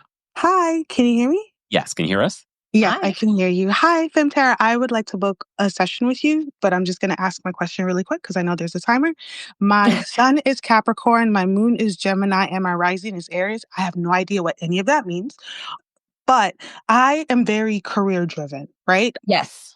And I would like to start a business, and I want to know, is now the right time? Or is that a good question to ask? I was hoping I wouldn't be That's first. fine. That's fine. I can tell you intuitively. Tell me again, Okay. sun, where's your sun? Sun is Capricorn. My Cap. moon, my moon is Gemini, Yeah. and my rising is Aries. Rising is that girl, you can make money. You can succeed. But you need to listen, I don't know. Do you have something in mind? Yes, actually, I do. Do you want to share a little bit? I can. So I have a couple of reproductive issues. Okay. And growing up, my family was really into holistic medicine. And my Mhm. grandmother would make a lot of herbs and things for me to take. And so I've recently started doing it for myself and my family and friends. And people want me to sell it. And so I'm open to it, but I'm also fearful because I hate failure. And that's something I'm trying to work through. I am so sorry. I am over. I will book a time with you. It's okay. Let me answer this before you go. Wait, Yeah. wait. I know. It's fast. I love the idea. I love all it. Let me tell you, with that moon in Gemini and that rising in Aries, you promote yourself or brand yourself with a twist. And my guides are saying use the color orange. For some reason, orange can attract money and can I love attract love to you. I love orange. Okay, thank you. And I'm going to book a session with you. Thank you so much. Okay, my love. Thank you. Thanks, Tish. Tish gave us some info on Bozema St. John. We'll have to do this again so we can do like a full chart reading because Okay. I'm down. Judgy Justice is backstage. Judgy Justice, what did you want to share or ask? Hi. So I recently changed jobs and I'm not sure if this was the right thing for me. I'm a Taurus. My moon's in Aquarius and my rising's a Taurus. So Oh, Ooh, a lot of changes for all that fixed sign. You're very fixed because you have triple fixed in your big three. So I'm not surprised that there are big changes in your generally in your career and work right now because with Pluto being in Aquarius and being a fixed sign as well, it will affect all of the facets in our lives, Kempire's, mine's, yours. And so what was the question about your career? I believe intuitively, let me tell you this. March and April are very difficult months, astrologically speaking. It is eclipse season. We do have Mercury retrograde right now. Venus is retro. We need to talk about that regarding dating, Kempire, before we go. Just a little tip. And so there are a lot of these energies, but I do believe that my guides are saying June is going to be a good and lucky month for you. thank you so much. I appreciate the advice. thank You're you so very much, Judgy Justice. I love the timer. Let's talk about the Mercury in retrograde and when in relation to what you were just saying. Why are you frozen or is it just for I me? am frozen. All right, Okay. you can hear me. All right, keep going. Okay. If you can just answer in regards to the Mercury retrograde, you said you wanted to talk about. Okay, yeah, sorry, I didn't hear what you were saying. Okay, so just a heads up for everyone. We do have Venus is retrograde now. And we talked about Venus being the planet of love, the planet of partnerships, and Venus is retrograde, which means that the planet has slowed down so much that it almost appears that the planet's going backwards. And so the energy basically is going inwards, right? It's not an outward energy, it's an inward energy. And inward energy can be a little bit toxic. So for you singles out there, all right, if you are dating or you just met someone during this period, so this was sort of started beginning of March and Venus goes back direct, I believe 17th of April, then I just want to give you a heads up. It's not going to last because anything that starts during Venus retrograde is not to last. Even if you rekindled with someone, even if your ex is back. And by the way, it is Mercury retrograde. So most likely, usually when Mercury is retrograde, all the exes come back. Okay. They come crawling back for a little bit of a booty call. And if do not start relationships during this period if you're going to help it. Okay. And if you are in a situationship relationship, just remember that this might not last. Ooh, okay. All right. We have a long line. Guys, I don't think we're going to be able to get to everyone, but we're going to try. Okay, Janelle. Thank you. We're going to bring Janelle up. Janelle, hey, Janelle, I love your photo. Bonjour. Hello, darlings. How are y'all? I love her. I love you, Janelle. Sagittarius. Are you surprised? There you go. Thank you. I love y'all too. I was like, when Kempire said y'all were doing a collab, I was like, I'm there. Okay, so here's my question. So first off, as Kempire knows, I'm very much into astrology. So my sun is in Sagittarius. My rising and moon are both in Aries, though my rising is in my first house and my moon is in my 12th house. And my little three, Mercury and Venus, are both in Capricorn, and my Mars is in Scorpio. So for me, Can I marry you? I love it. Huh? Can I marry you? I love it. Oh my God, yes, I'm single. Yes. I'm not. I would love to live in Greece. I could be a Cap woman when I want to be. Ew. Come Sagittarius, sis. Yes. You better come. Yes. For me, my main question is right now, I'm very much in like an in-between space in terms of career and love, funny enough, because I'm really like, I'm actually reviewing everything in my life when it comes to relationships and also like what I want to do in my life. Like I am a trained actress and writer and I still want to do that, but I want to build upon that. And I've been told like start a podcast, start a YouTube channel. And just like I'm still trying to figure out what to do. Because the ultimate goal is to make films and TV shows. And then I'm also because I'm 35. It's like when I turned 35 this past year, the thought of like, oh, biological clock, children. Do I want all these things and things that you think about when you are a woman of a certain age? And so it's just like, I'm just trying to figure out like what the next steps are in terms of that. In terms of content creation, I would say channel your Sag energy. You love traveling, right? Yes. And you love anything adventurous and trying new things. And do you like food? Are you a foodie? I am a foodie. I was considering starting a side project because I've gone into I went sober 2 years ago, just had a choice, just to see how my life would be without alcohol. And so I'm always curious about mocktails and like what that like sober, because like I don't want to just drink pineapple juice and soda water for the rest of my life when I go out with my friends. Okay. So I was just like me going around New York City, just like exploring bars and restaurants, different like mocktail offerings and how they stand up in my own funny way. I was going to say, exactly. I love that because I was going to say, why don't you because listen, it's oversaturated over here, just generally on social media, on this platform, everywhere. So you need to find your niche and you need to find something that's true to you for the content to be authentic. And you are someone who's super authentic with this triple fire, with the Sag and the double Aries in your big three. So I was going to suggest, I love the mocktail idea. Why don't you do your content could be about mocktails from all around the world and sort of combine it with sort of like tidbits and fun facts about the place where a mocktail comes from. And also, I would also focus more on the food and lifestyle side because I think that would be very fitting for you. And this is intuitive coming psychically. Okay. So you say I focus more on my career than my relationships until everyone to like leave me alone about my life. That's what you're going to do anyways, because you do prioritize your career. And especially now, for some reason, I pick it up intuitively that right now you're not in a space for, love and all that, because it's like a distraction for you and you're not in that place. So I would totally focus on your career right now. The rest is going to come when you're ready. Okay. Thank you. Is a Capricorn stellium rare? I heard. Janelle. We have a long line. I forgot. The timer did go off. Yes, it did. See, a Sag needs to be called out sometimes. Yeah. Thank you. Thank you, Janelle. Love her. I love Janelle's energy, but I'm trying to be respectful. There is a long line of people. Yeah. I want to be fair to everyone. Okay.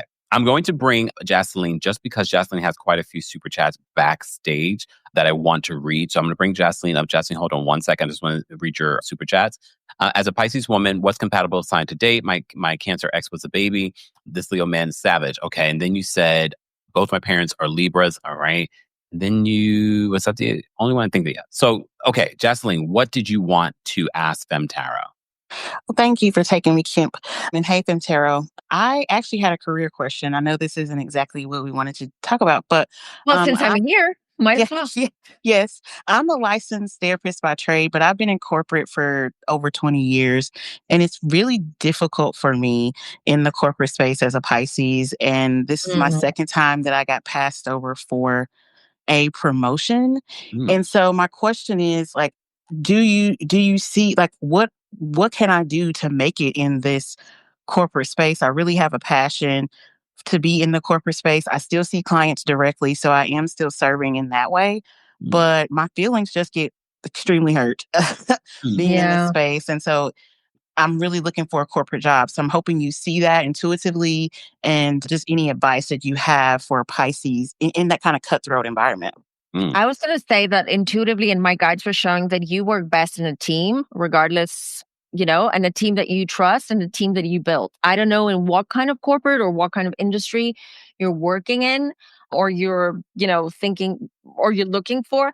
But I would say for you, for that the Pisces energy, you need to feel like you are part of a tribe and you have a tribe because that gives you sort of like that comfort or that little sort of safety net, especially because you are the brunt of a lot of this energy in the corporate world. And, we all know what it's like. So I would say anywhere where you can be part of a good team. And if you could be, I don't know, again, I don't know your career and everything, but if you could be the team lead and build your own team, then you'll be safe in there. It's going to be your tribe and you're really going to thrive in that position. Hope that makes sense. Yeah, and that's what I'm looking for. So I appreciate that. I'm hoping that I get that opportunity in corporate America to do that. You're spot on. So I appreciate the advice. Thanks, All Jess. the best. Thanks. Bye. Bye. Guys, we dropped the call and link for our members only. Become a member today at teamkempire.com/join. One of the other things that Fem Tarot, I don't know if you're promoting this, but you naturally do it, is consulting for those that are, starting businesses or working in the corporate world. Can you talk a little bit more about that side of the work that you do? So it kind of started like organically. It wasn't something I was pursuing. Maybe people don't know that. Probably they don't know this. I've had 25 years, almost 25 years in the corporate world and the tech industry. I worked for Sony Music, the record label, and then I went into the tech industry as a marketing executive. And gradually I started becoming very good at brand management and brand strategy and a brand in general branding. So see how when you're ready, the universe is going to start bringing you the right people. So what's happened the last few months is like people are now coming to me and they're asking for an intuitive / marketing session or consultation with me. And I'm loving it because aside from my 25 years of experience in marketing, I also have 6 years of experience doing YouTube and social media and whatnot, and knowing very well how this works, knowing very well who the audience is and how the audience thinks and everything. So this is something that I'm incorporating in my spiritual business, giving intuitive / marketing consultations for people who want to start their small business or a small spiritual business, or they want to become content creators and podcasters, or they just want to brand themselves in some way. But yeah. Thank you for mentioning it. Of course. I think it's really, really cool. Paulette, thank you so much for the super chat. Says, hi, Fem Tarot. I'm excited for our session on Tuesday. Hey. Thank you for the super chat. Because I see that we have some questions in the super chats. Hope in Tarot Reading says, I love that you're doing this for the Astro Girlies Kempire. Yeah, we do this every once in a while here on the channel. Anik, thank you so much for becoming a member. We appreciate that. All right. Sierra says, I'm a Scorpio sun in rising and Aries moon in the 6th house, single for 3 years. Will it get better? Or who's assigned to date?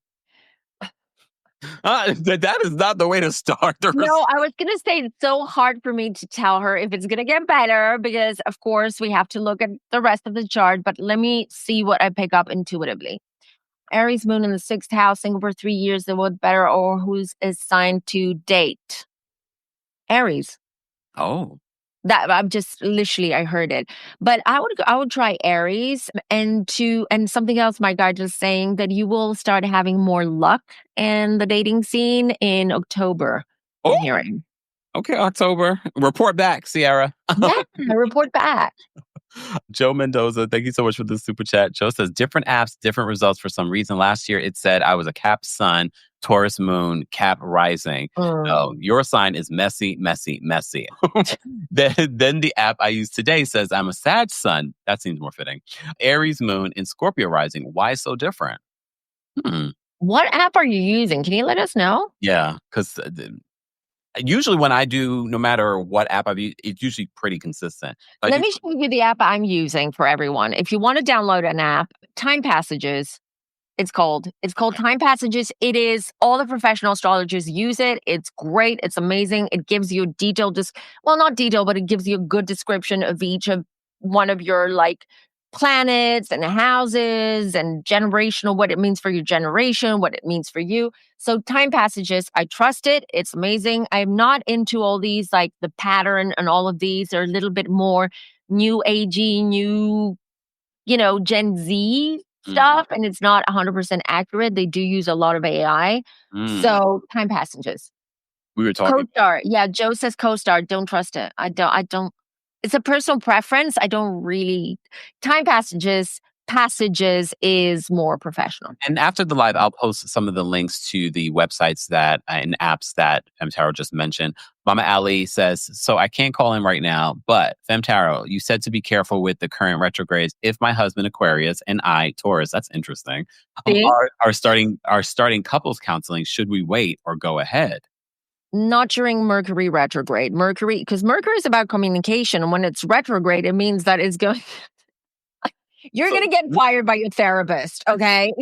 So when does it end? I have to check. I don't remember. It ends in 2 weeks. Okay. So in May for your birthday. Okay.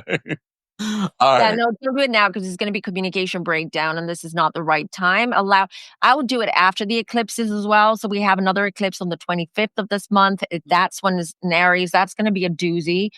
So for all of us, because eclipses are very much about bringing to light the unseen and stuff that you've been kind of like hiding or sweeping under the rug. It's just going to come out. So I wouldn't do it right now. Yeah. Don't just allow for things to kind of like, calm down universally and collectively. And yeah, May is a better time to go. Oh, okay. Our birthday month, Mama Ali. All right. Natasha's backstage. We're going to bring Natasha up next. Natasha, what did you want to ask Fem Tarot? Hello. Can you hear me? Yes.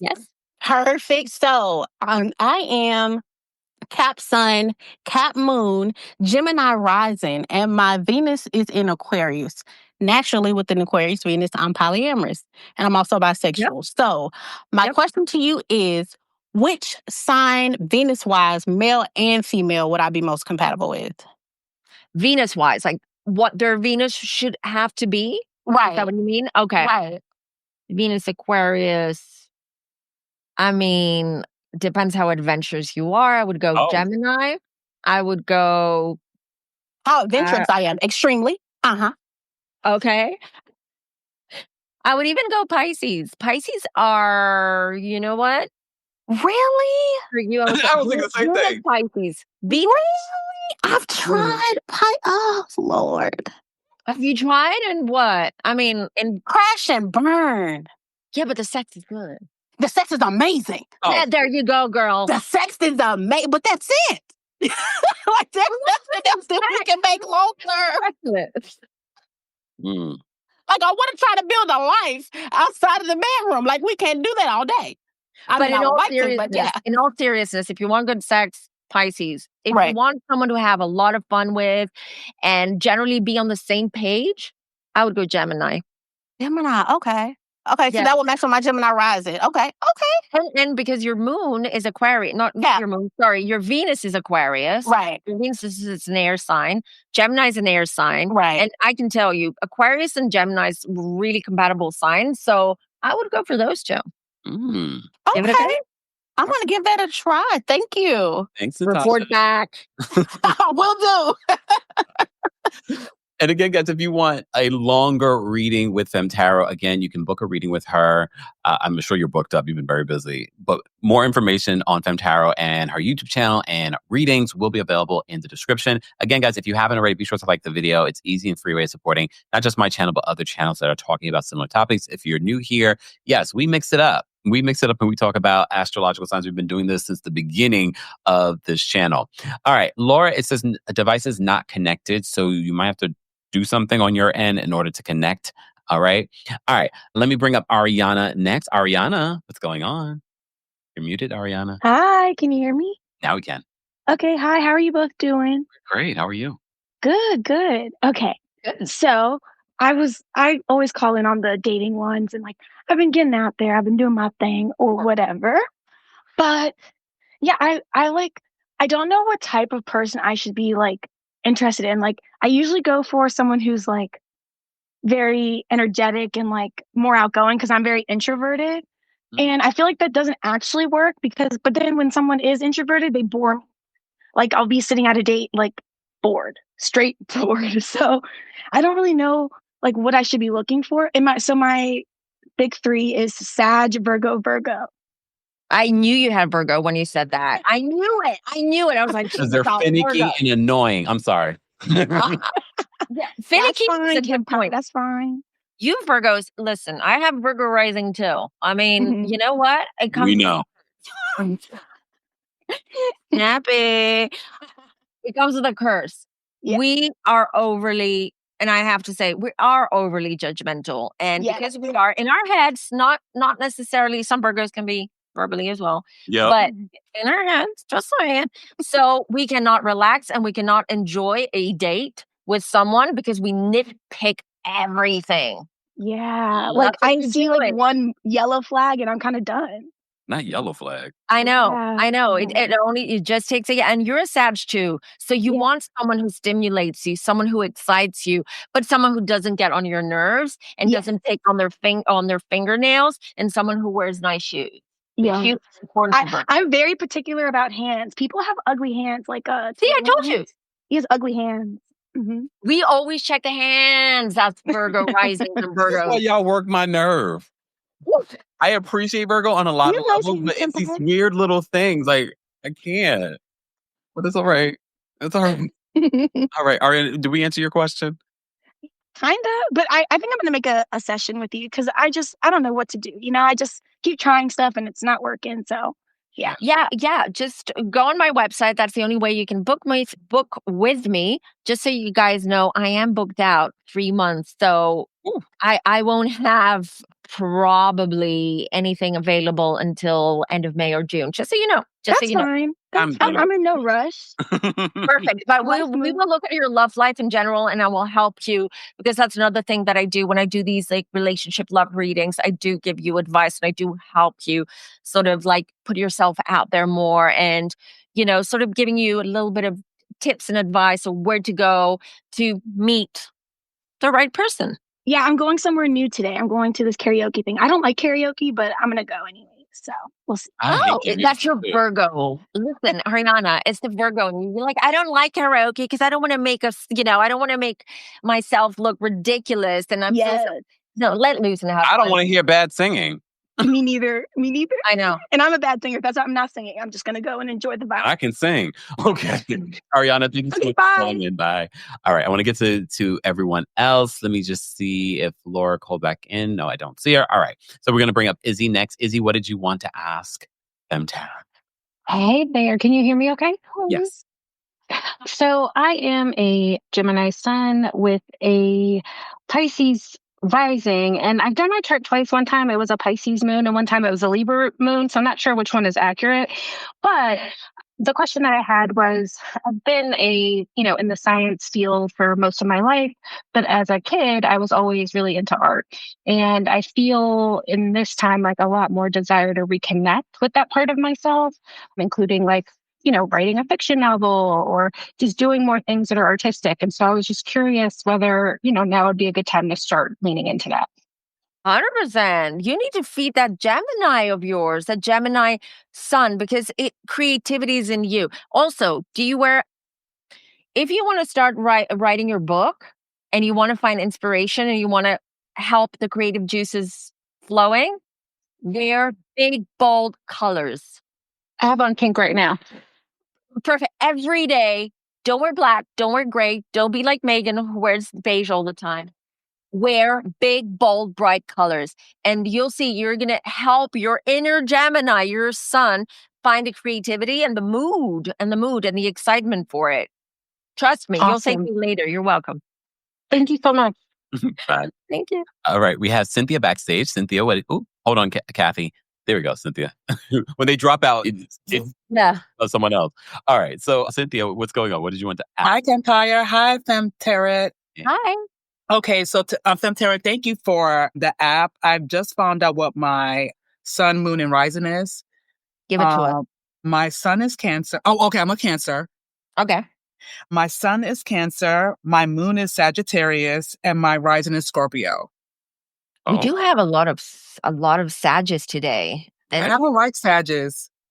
you don't like Sages? We thought a moon and Sag. Remember, Kempire, we were talking about that the other day. yes. I like that. Not Okay. for dating. Oh, my question, FemmeTarot, is my ex-husband is a Taurus, and it seems like I'm getting energy from Scorpio men. Yeah, you're rising Scorpio. Your rising is Scorpio. Let me tell you, Scorpios, generally, if they have Scorpio in their big three, especially rising and moon, they sniff other Scorpios out or other people who have Scorpio in their big three. Trust me. It's Scorpios, they are so intense energy and so sexual energy and so much that it's like you're like a pod of dolphins, the scorpion me included, right? Where you have a sonar and then you're communicating to each other. No one else can see it. But that's why you're attracting Scorpio. I'm the same. I used to always attract Scorpios because of my Scorpio moon. They would sniff me out. Those pods. And I am so sexually attracted to Scorpios. I know. For some reason, it's so weird. There's one that I'm dealing with right now, and he's a Scorpio.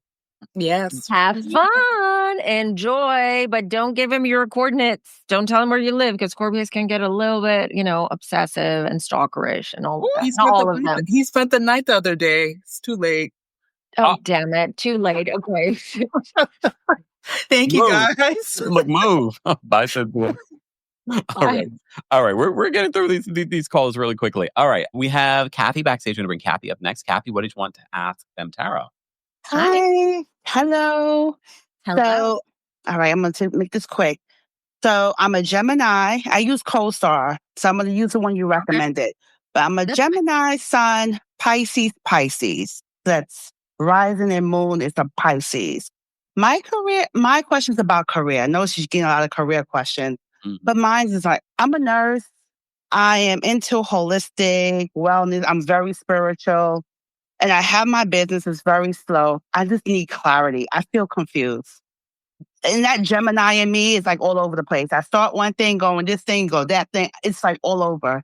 So I'm just trying to figure out where to go. Neptune was in Pisces, or still is, if I'm not mistaken. I have to check the transits. But so it's made you like all dreamy and all over the place and sort of feeling like I'm floating, but I don't know really what I should be doing and where am I?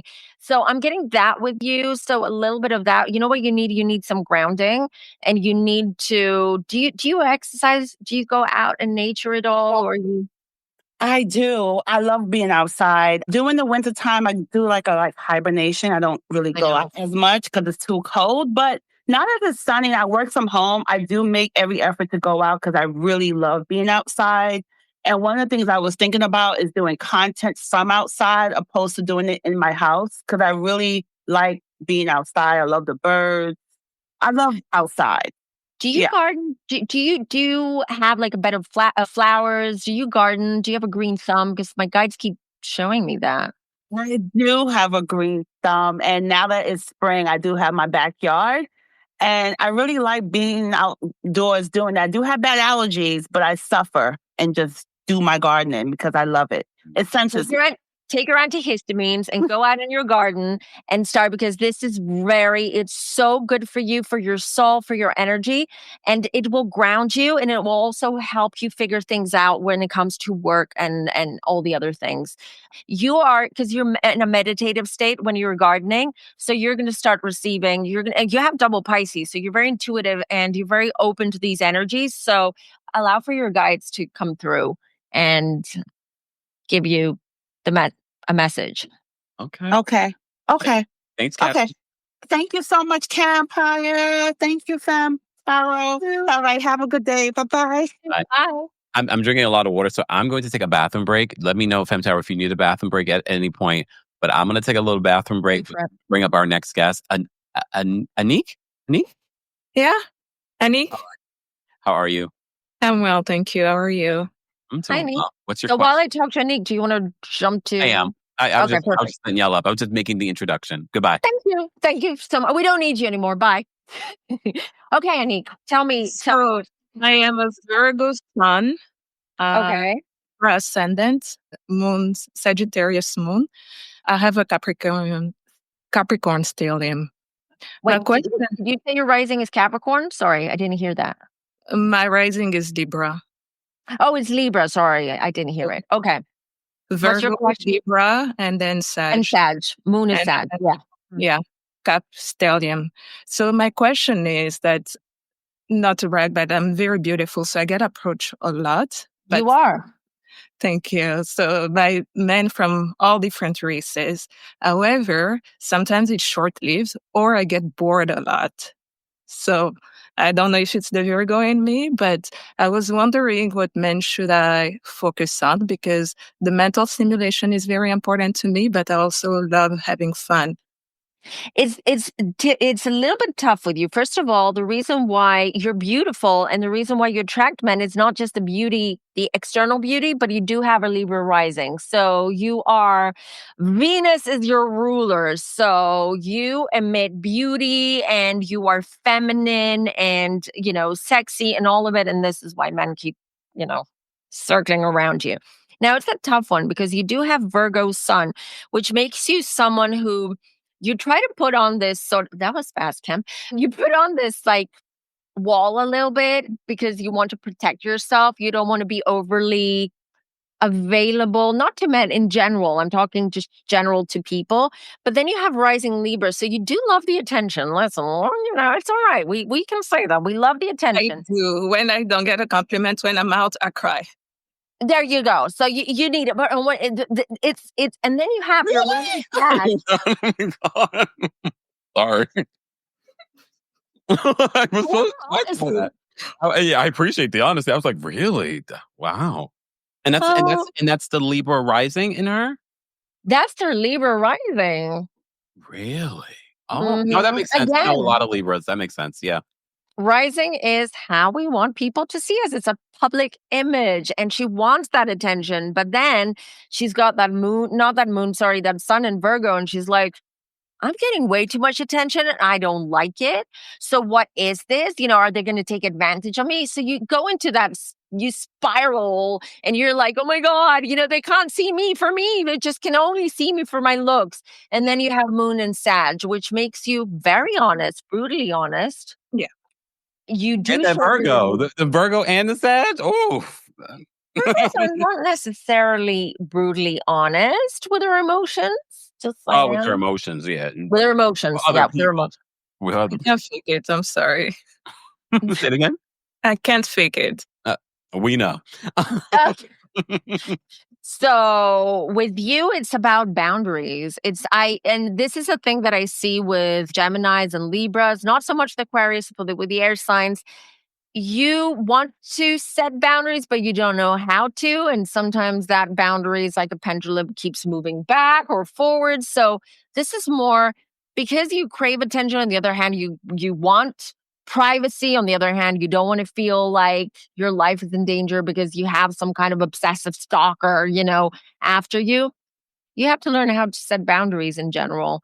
And remember, it's not just the looks. It's like, because the looks is what's going to attract someone to you, but it's what's there, and you have a lot there. But I feel, and I'll be super brutally honest, you are Moon Sag, you can take it, that I believe that you put a lot of emphasis in your external, like your rising, right? What you put out there, because you're trying to protect yourself and your emotions, but you're not really allowing anyone to get in or further deeper. Does this make sense for you? It does. It does. And I've let a lot of Cap men in, but I always get disappointed. So I'm trying to change. I think you get disappointed a little bit too soon because it's like you have this checklist and you have these expectations and you don't, some men need a little bit more time to get to know you. Surprised if she doesn't get a compliment when she goes outside. You need a little more patience, madam. I'm trying to have it. You look gorgeous. She's gorgeous. She's gorgeous. Yes. But that's the thing, it's just like, you don't have the patience. You're like, okay, I'm bored now. I got what I want on board. So this is about finding a balance within you and be more honest with with your emotions to men as well. Don't be afraid to do that and set boundaries. I believe you're not good with boundaries. Sorry, but I've got to say it. No, you can be honest. All right, Anik, thank you so much for calling in. I'm going to give you a timer, Fem Tarot. Are we trying to get to all the comments? I want to help them. I know. Book a reading. Right, book a reading. Of course. All right. Okay. Dr. Payne is backstage. We're going to bring Dr. Payne up next. Dr. Payne, what's going on? Hi, Kempire. Hi, Fem. How are you? We're good. How are you? I'm super great. Okay, I'll be quick because I want everybody to have the opportunity to talk to you. My sun sign is Taurus, of course, and my moon is Sagittarius, and my rising sign is Leo. But I want to know about money, business. What's next? I'm almost 50. Birthday is in, 37 days. What's the deets? Money, business, success, career. Did you say you're almost 50? So, all right, let me just say this. Have you ever heard of Saturn return? No. Okay, it happens 3 times in our lifetimes. If you live to be 90 something, that's going to be your 3rd time that you experience your Saturn return. It usually happens somewhere between the age of 25, 27, and then usually early 50s. So Saturn return is a big deal. It's not answering your question, but my guides wanted me to share this with you. So Saturn return is when Saturn returns to where Saturn was when you were born, right? I'll be okay. That was for her. You can now. I know. So you will go through a massive, huge change in your life when I'm hearing 52, 53, when you turn 52, 53, and that includes your career because I see a big, major career change. Like, I assume you're a doctor because you're called Dr. Payne, right? That's right. So it could be just leaving medicine altogether and just taking on a completely different career. You will succeed. Don't worry. You're going to make a lot more money later in life. And when I mean later, I mean 55 plus. Okay. And it's coming, but a big career change is also coming in the next couple of years for you. Thank you. Oh, You're Dr. welcome. Payne, keep us posted. Dr. Payne's one of our OGs. She's been around since the beginning of the channel. Yeah, she's been around a long time. Rahina's backstage. Rahina, thank you for the super chat. Rahina says, hi, Kempire and Fem Tarot. Thank you for this. Missed a big chunk. I will definitely rewatch. Might need a book with, might need 2 books with Fem Tarot. Well, book now because she's booked up. Which is great because I remember when we first started collaborating. This is how your schedule was always you're just booked up 3 months. Yeah. 3 months in advance, and then of course we go through our ebbs and our flows and things but now you're back in your flow. I love it. I know. It's ebbs and flows, as you said. Thank you. Libra Gives Life says, I love this live Kempire and Fem Tarot. Can you please have one for career and finance? Well, people are calling in and asking about career and finance, but yeah, we can definitely do something like that where we just talk about that. Okay. Sure.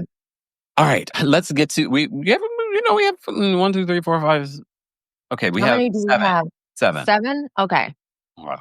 Let's say 7, and that's... Yeah, no one else. Okay, I'm going to just name the people that are... Oh, wait, no, it's actually less than 7.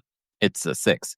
We have Brandy, Keith, we have Daff, we have Angel, Blanche, and we have Keisha. That will be it for today because this is very draining for all of us. Okay.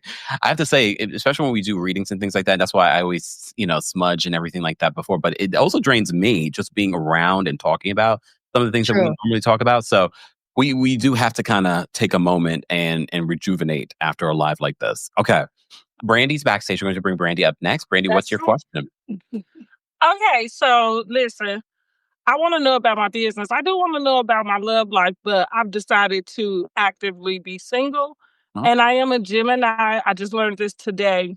Gemini sun, Sagittarius rising, and Scorpio moon. Ooh. Do you see the pattern here? How many people have Sag and Scorpio and Aries as well? It's crazy. Okay, sorry, go on. So I'm in the transition. I have adult children, and I jumped off the cliff. I opened me a business. I'm actually working on a client right now. I'm doing brows and lashes. And again, I do want to know about my love life because I like to have fun. I want to enjoy enjoy that with somebody.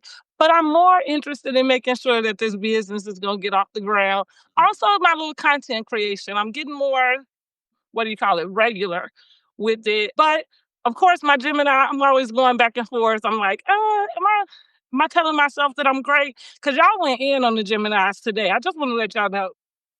And that's our time. No. Sorry. Thanks for calling.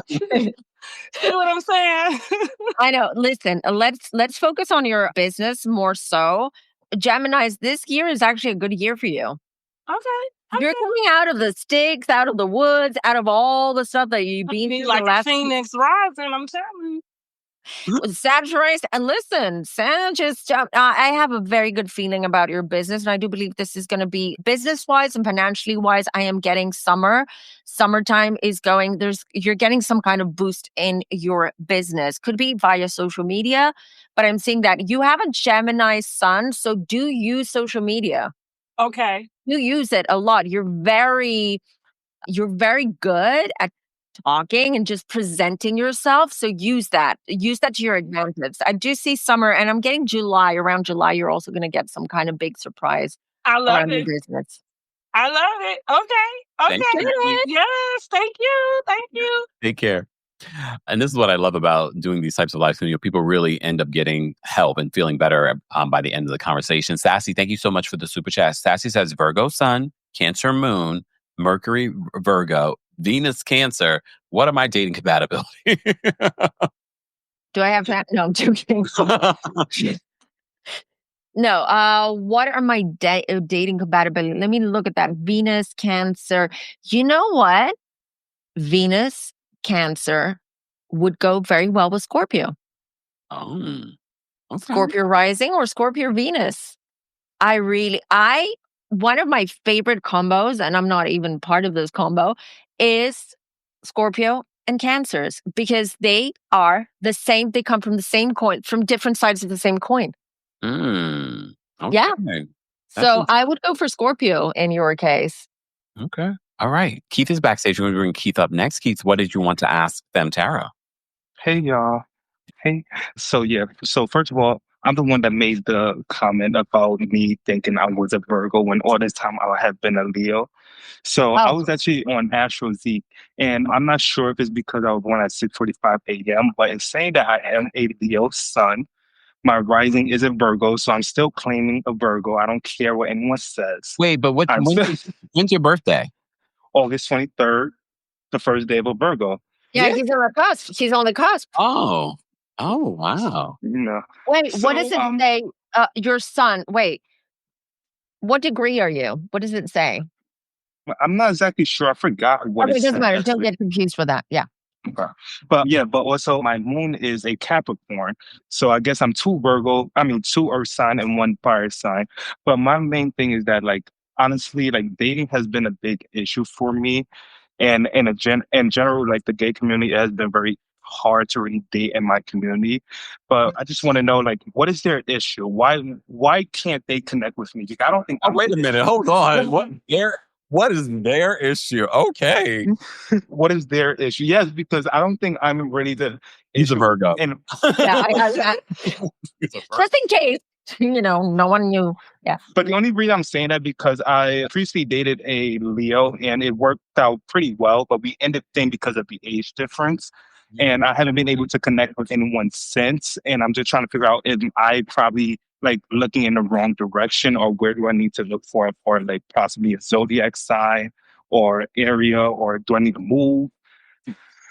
Keith, you need a reading. You need a reading, boy. I mean, it's a little bit more complicated than just looking at the big three. Yeah. We would have to do a reading. I would need to read your energy and see what's coming through there. We need to see if you want to. If you can't afford a 1 hour reading, you can always book a 30-minute reading.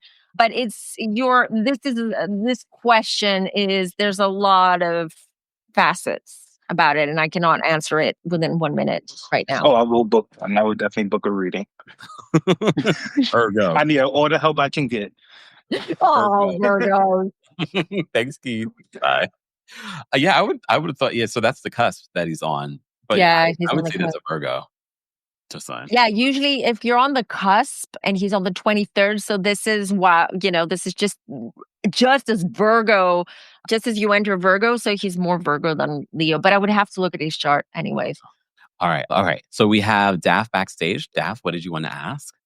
Hi, Femme Tarot. Hi, Kempire. Hey. Oh, she's Okay. talking down there. Look how smart this Aquarian sister is. Thank you. So, as you can see, I'm Aquarius, a Cancer rising, Capricorn moon. And my question is, I started a business this year. And of course, I'm at the startup phase and everything. My question is it actually the right mood for me? Of course, I'm in my 50s. So, I'm thinking, is this the right fit? Am I making a mistake? So I just wanted a little bit of advice or insight. When did you start? Can you tell me which month or when did you start your business? January of this year. Wow, girl. Was it the beginning? Was it when? Okay, this is important. So when did you start? Was it the beginning of January or towards the end? The beginning of January. In fact, I don't know how I remember this, but January 5th or 6th. Okay, so Pluto is still in Capricorn at that time. That helps. That helps. You did it during Pluto as well, during when Pluto was in Capricorn as well. You do have a Cap moon, you do have a Cancer rising. There are going to be challenges. I'm not going to lie to you, okay, Daff? This year specifically, it is going to be extremely challenging for Aquas and also Cancers as well. But Aquas especially, intuitively, my guides are telling me real quick that there might be that you have to readjust something with your business plan or your business model.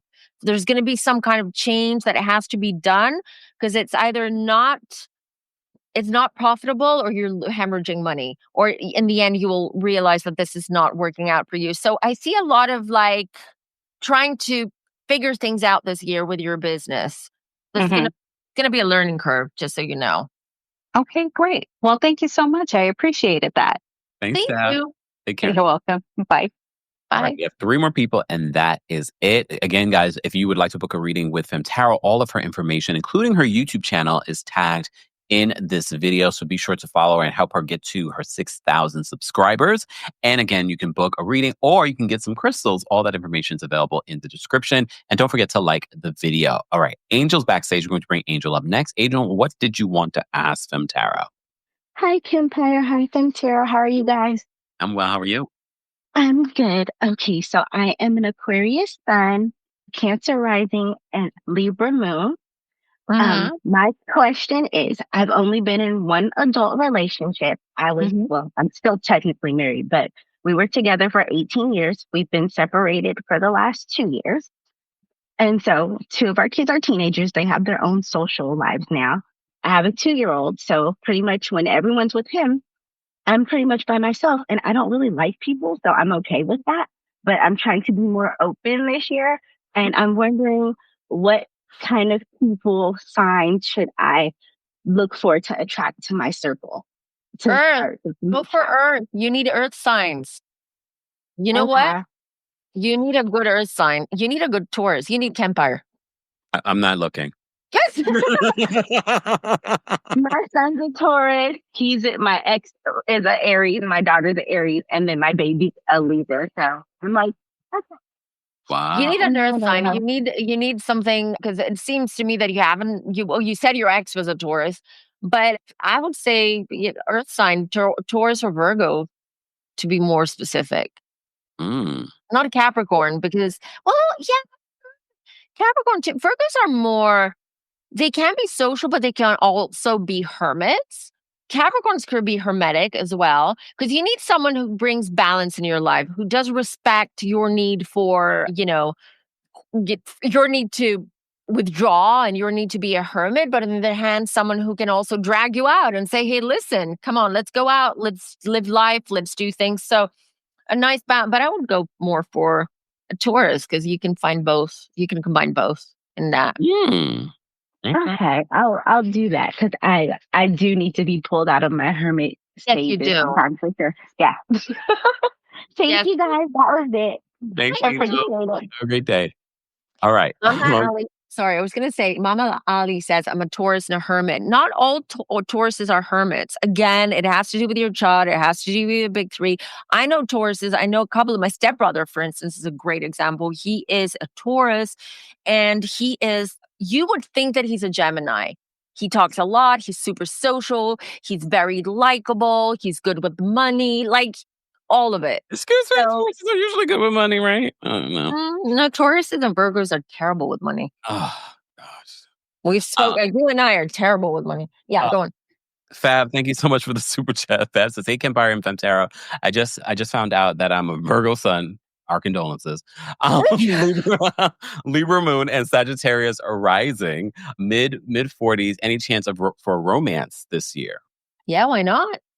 Why not?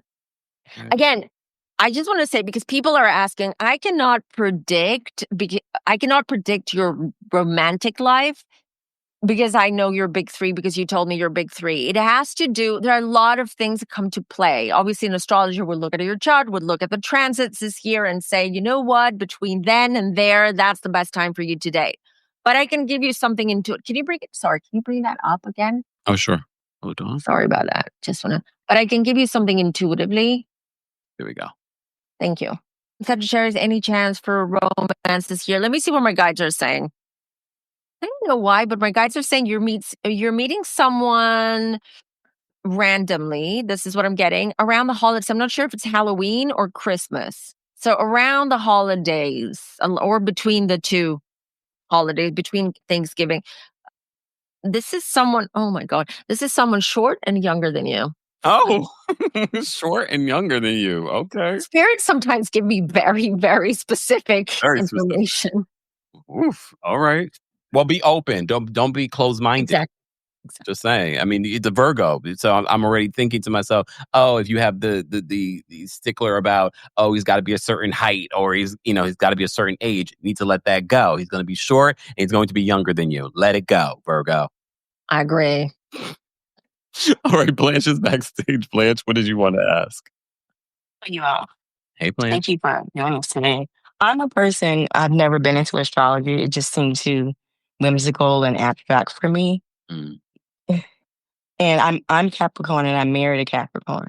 But before we got married, I remember reading like this compatibility chart, and it said that, we would get along really well, but there was like the romance would fizzle. And I'm like, whatever, this is the best relationship I ever had.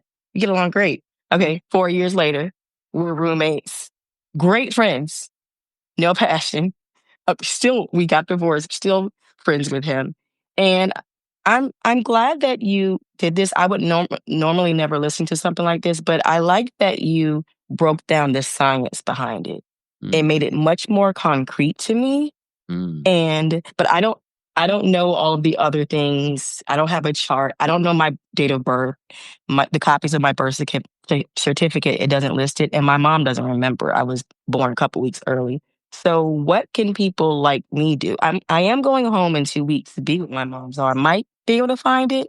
But if I can't, am I able to have like a chart, or just won't be very accurate? Okay, I'm sorry. Well, so you said you don't know. Listen, I'm not to that level of an astrologer where I'm able, you need to go to a master astrologist, someone who has over 20, 25 years of experience, because what they can do is, depending on certain big events in your life, such as it could be a death, it could be a marriage, it could be a divorce, it could be the birth of a child. From those points, they can pinpoint when you were born, what time you were born, and all of it. So that would be possible. And I want to say something before you go really quickly, because you said you are with a Capricorn and that it's dead, your roommates. Well, since you're roommates, why didn't you start a business together? You would make amazing business partners, but not great romantic partners. We actually got divorced, but we're still good friends. There you go. You can still start a business with your ex. Don't do it. Thank you. I appreciate it. Thanks, Blanche. Okay. All right. Ashley says, hello, I am a Leo sun, Aries moon, and Virgo rising. Condolences. I'm looking to make a change in careers. Is it promising for me this year? A lot of career questions. Do you know how many readings I've been getting for the past over a year now, where it used to be a lot about, love and like where my path is going. Everyone is asking about career right now or what's going to happen in the US. Mm, Because everyone's like a little bit freaking out with the, the little bit. economy and whatnot. Yeah, I'm just, I don't want to bring politics here. But anyways, what was the question again? I'm a Leo Sun, Aries Moon, Virgo rising. I'm looking to make a change in careers. I mean, listen, you've got a good big three there that really can help you. Anything that if you find something that you believe in and you put your heart and soul into it, it's going to be very successful. You have a good big three for that. Obviously, I would have to look at the rest of your chart, but from what I'm seeing. Yeah. All right. We're going to get through the last couple of calls very quickly. Okay. Keisha, what did you want to ask? Keisha, you hear me? Hey, can you hear me? Yes. Thank you so much for taking my call. First, I want to just say that you guys are a little tough on the Pisces men, considering I am a Virgo, married to a Pisces. We got married in 49 days and coming up on 11 years. So I just want to say that. But my question is a little different. So I am a Virgo, Leo, Moon, and Libra rising. And I don't know if it's in retrograde right now, but I've just been a little emotional. And I don't know if with my my family, I guess I should say more sort of, I've just kind of been more emotional to the fact of I feel like I'm not giving what I put out. Like I'm very, I'm loyal, Virgo, kind of sensitive. And I don't know if I'm kind of looking into it a little deeply because I can overthink that part of it. Like if I feel like my calls or my texts, or if I'm just kind of being ignored, I just feel a certain type of way. But yeah, I don't know if just I'm overthinking it or it's just like, girl, relax. Yeah, I would say relax because it's not you per se. It's really literally the universal, the astrological energies right now. We're all feeling it. A lot of people are in their fields. And don't forget, Mars was retrograde for a very long time. And we're still kind of like, it's still kind of like in the shadow period right now. So we're all feeling a certain way. We cannot control our emotions. We cannot control our anger. We're just all over the place. There's nothing wrong with you, obviously. It's just that you're picking up and you're Virgo. Virgos are very intuitive. They just don't show it like a Scorpio would or a Cancer would. They like to brag sometimes, the water signs, saying, I'm an empath, I can read you, blah, blah, blah. Virgos don't. They don't brag. They do it stealth-wise because that's how they get their information and that's how they read people. But I get it because you have a Leo moon. So you have a lot of pride and you want to feel like you're there for your people and that you're productive and all of it. But honestly, how I'm seeing it and how I'm reading your energy as well, you're just picking up what's happening around you. This will get much better, but not until May. The next couple of months are going to be very difficult for all of us. Very difficult. So we're all going to be feeling all sorts of ways and tensions with family members and tensions with loved ones. Mm. So, you know what? Just do stuff that give you joy, literally. Take some time off during the day to do things that really, whether it's reading a book, whether it's walking out, going for Pilates, whatever it is, just take some time for you to recenter, and that will make you feel better. But the next couple of months are not going to be easy. And it is astrology. You're welcome. Thank you so much, Keisha. Right. Zoe's backstage. We're going to bring Zoe up. Zoe, what did you want to ask? Hi, Kempire. Thank you for having me. I'm a Gemini, born 26 May 1993. And I just wanted to know, just basically from calling, if she can pick up anything.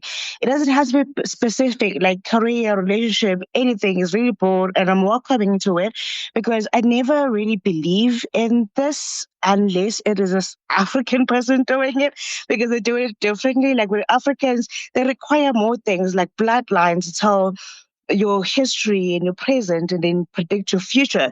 So to have someone being able to just hear your name, surname, when you were born, and tell you what they're picking up is something new to me, and I'm very skeptical to it.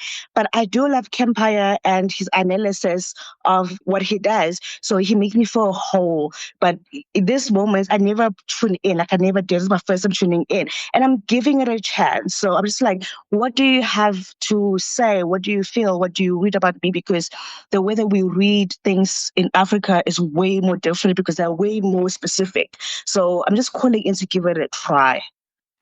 I see what you're, first of all, let me just start by saying I'm technically African too, because I come from Mauritius and it's part of Africa. A, B, okay, I may not look like I'm from Africa, but I am, and I'm very proud of it.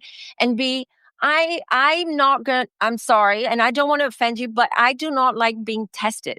I'm not here to being tested. I understand where you're coming from, but I'm blocked out because you're testing me right now and my guts are not going to give me anything. It's Yeah, I understand that.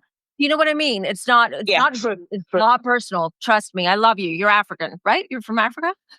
Zoe? Or Yes, South Africa, I'm Zulu. South Africa. So we're neighbors.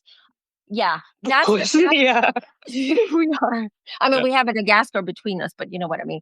Of course. Yeah, that's what I'm laughing. I'm like, yeah, just like legit.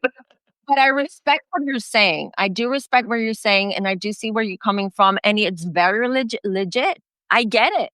I get why you're skeptical. 100%, and you should be skeptical. Everyone should be skeptical, especially when they're going to go see a psychic medium. Do your research, because unfortunately, it takes one bad apple to really destroy the bunch, right? Absolutely, it does.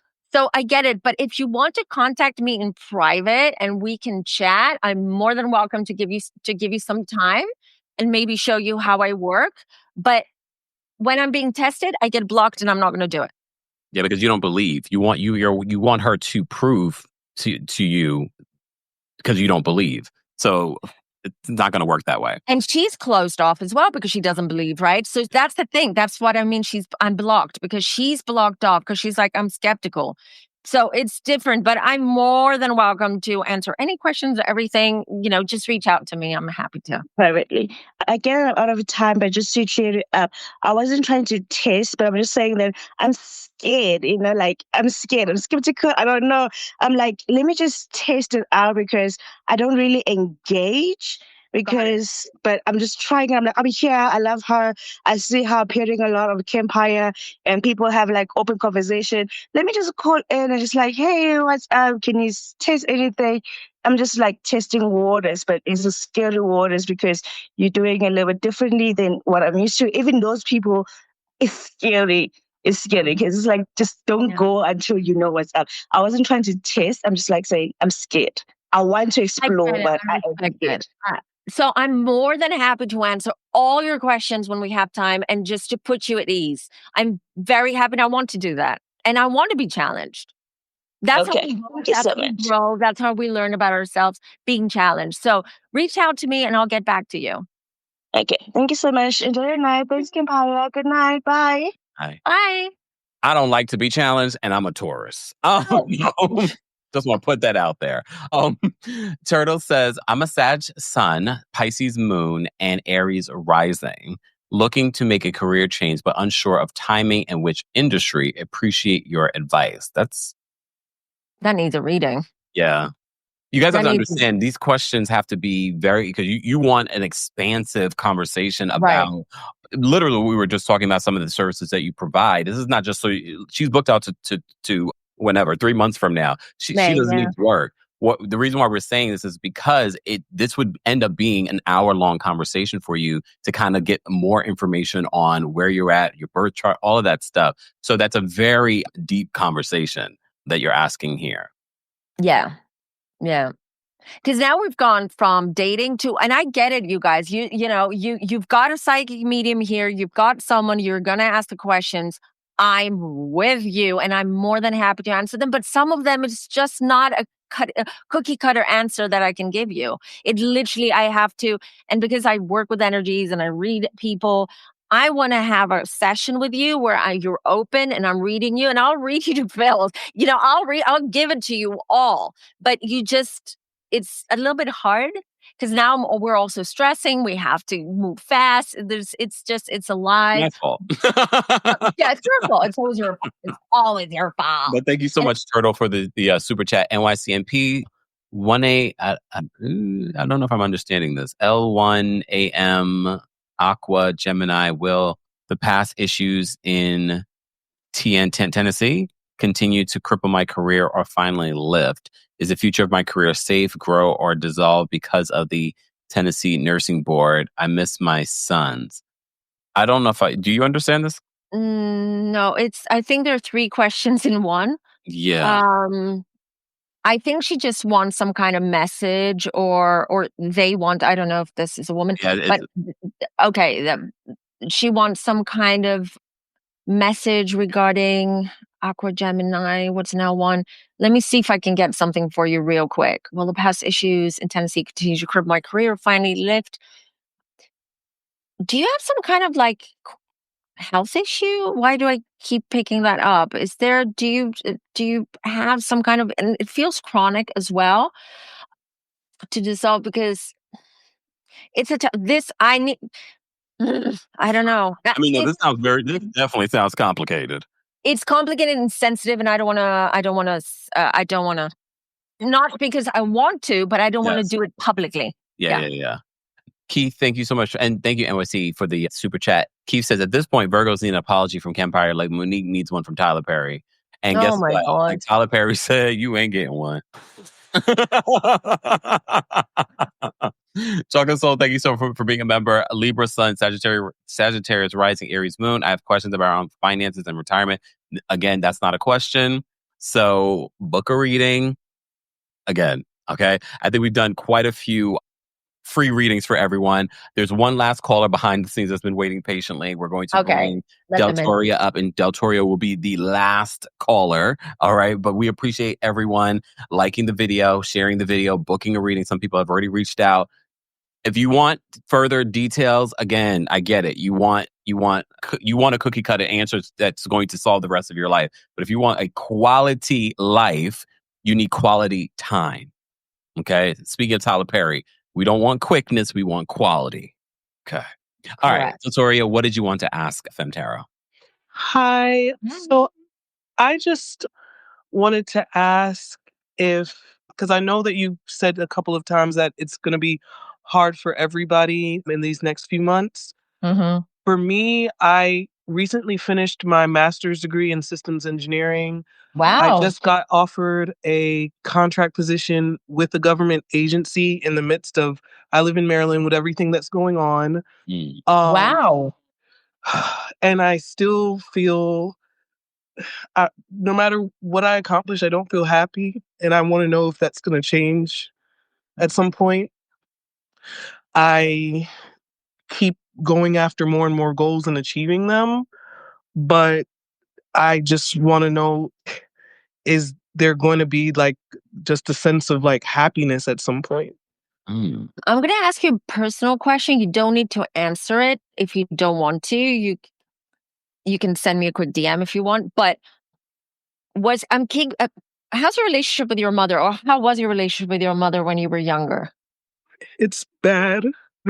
Yeah, I definitely would message you. Message me because I've pushed that away so that exactly. I can keep going and keep, but there's like something there, and I find out more and more things. And she's in my life only because to honor my grandmother.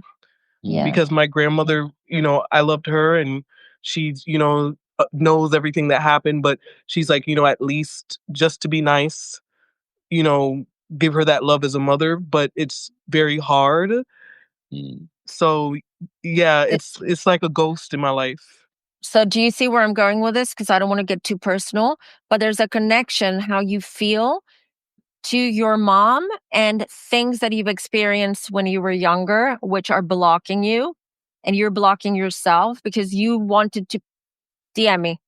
I don't want to go too deep into your family stuff. It's scary because it's like I already knew that it's what it is, but that's like the one thing that a degree can't fix, a job can't fix. And I don't know, I can't just go back and get another life. It sucks because I carry a lot of shame for things that aren't my fault.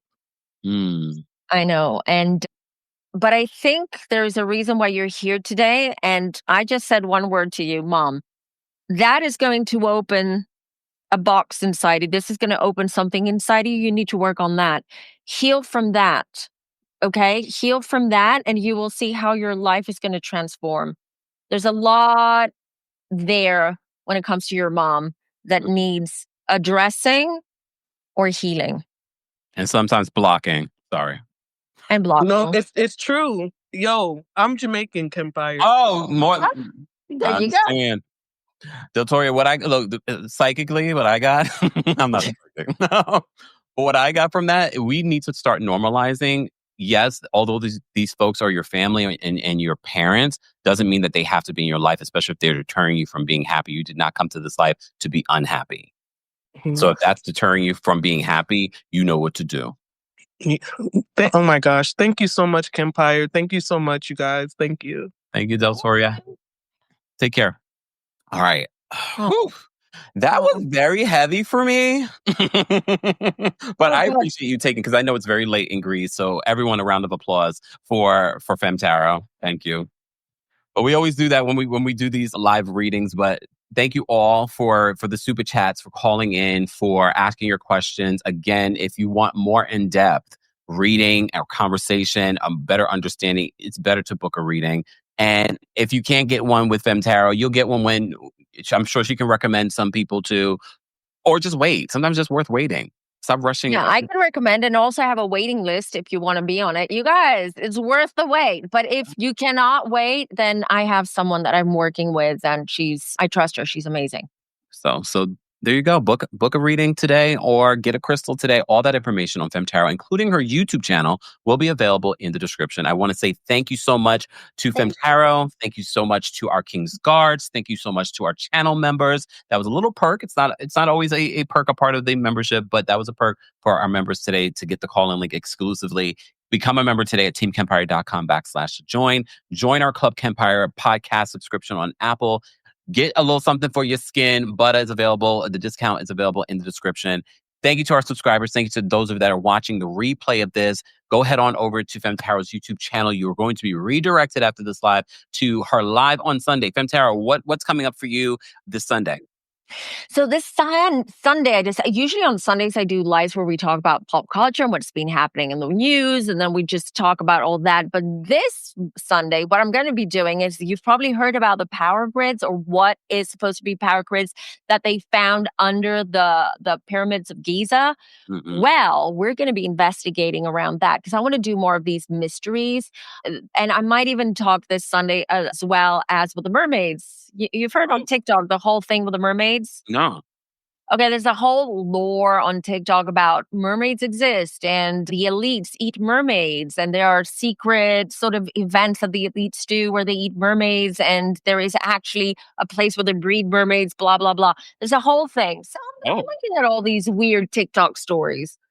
Well, I have a question for Sunday's live in regards to, did they always know about what was under there, or are they really finding it out now? You can just answer it on Sunday. I'll answer it on Sunday. You'll have to tune in and watch while I do a very intense, in-depth reading around that. Sorry? Sunday time? It's 2 p.m. EST. No, sorry, because of the time change. 3 p.m. EST. Okay, awesome. Thank you so much again, Fem Tarot, for being here. Thank you all for watching. If you haven't already, be sure to like the video. Be sure to subscribe. Be sure to subscribe to Fem Tarot's YouTube channel. And again, if you want a more in-depth reading and other types of readings that she offers, head on over to our website, FemmeTarot.com. I hope you guys appreciated our Dating and Astrology Live. Don't forget, you can hear the audio of this live on the Kempire podcast. Subscribe today. And don't forget to give us a 5-star rating on Apple Podcasts and on Spotify. Everyone have a fantastic Friday. I will see you guys. Thanks for tuning in to Kempire here on the Kempire Radio Podcast. As always, don't forget to give us a 5-star rating on Apple Podcasts and on Spotify. And for everything Kempire Radio, head on over to KempireRadio.com.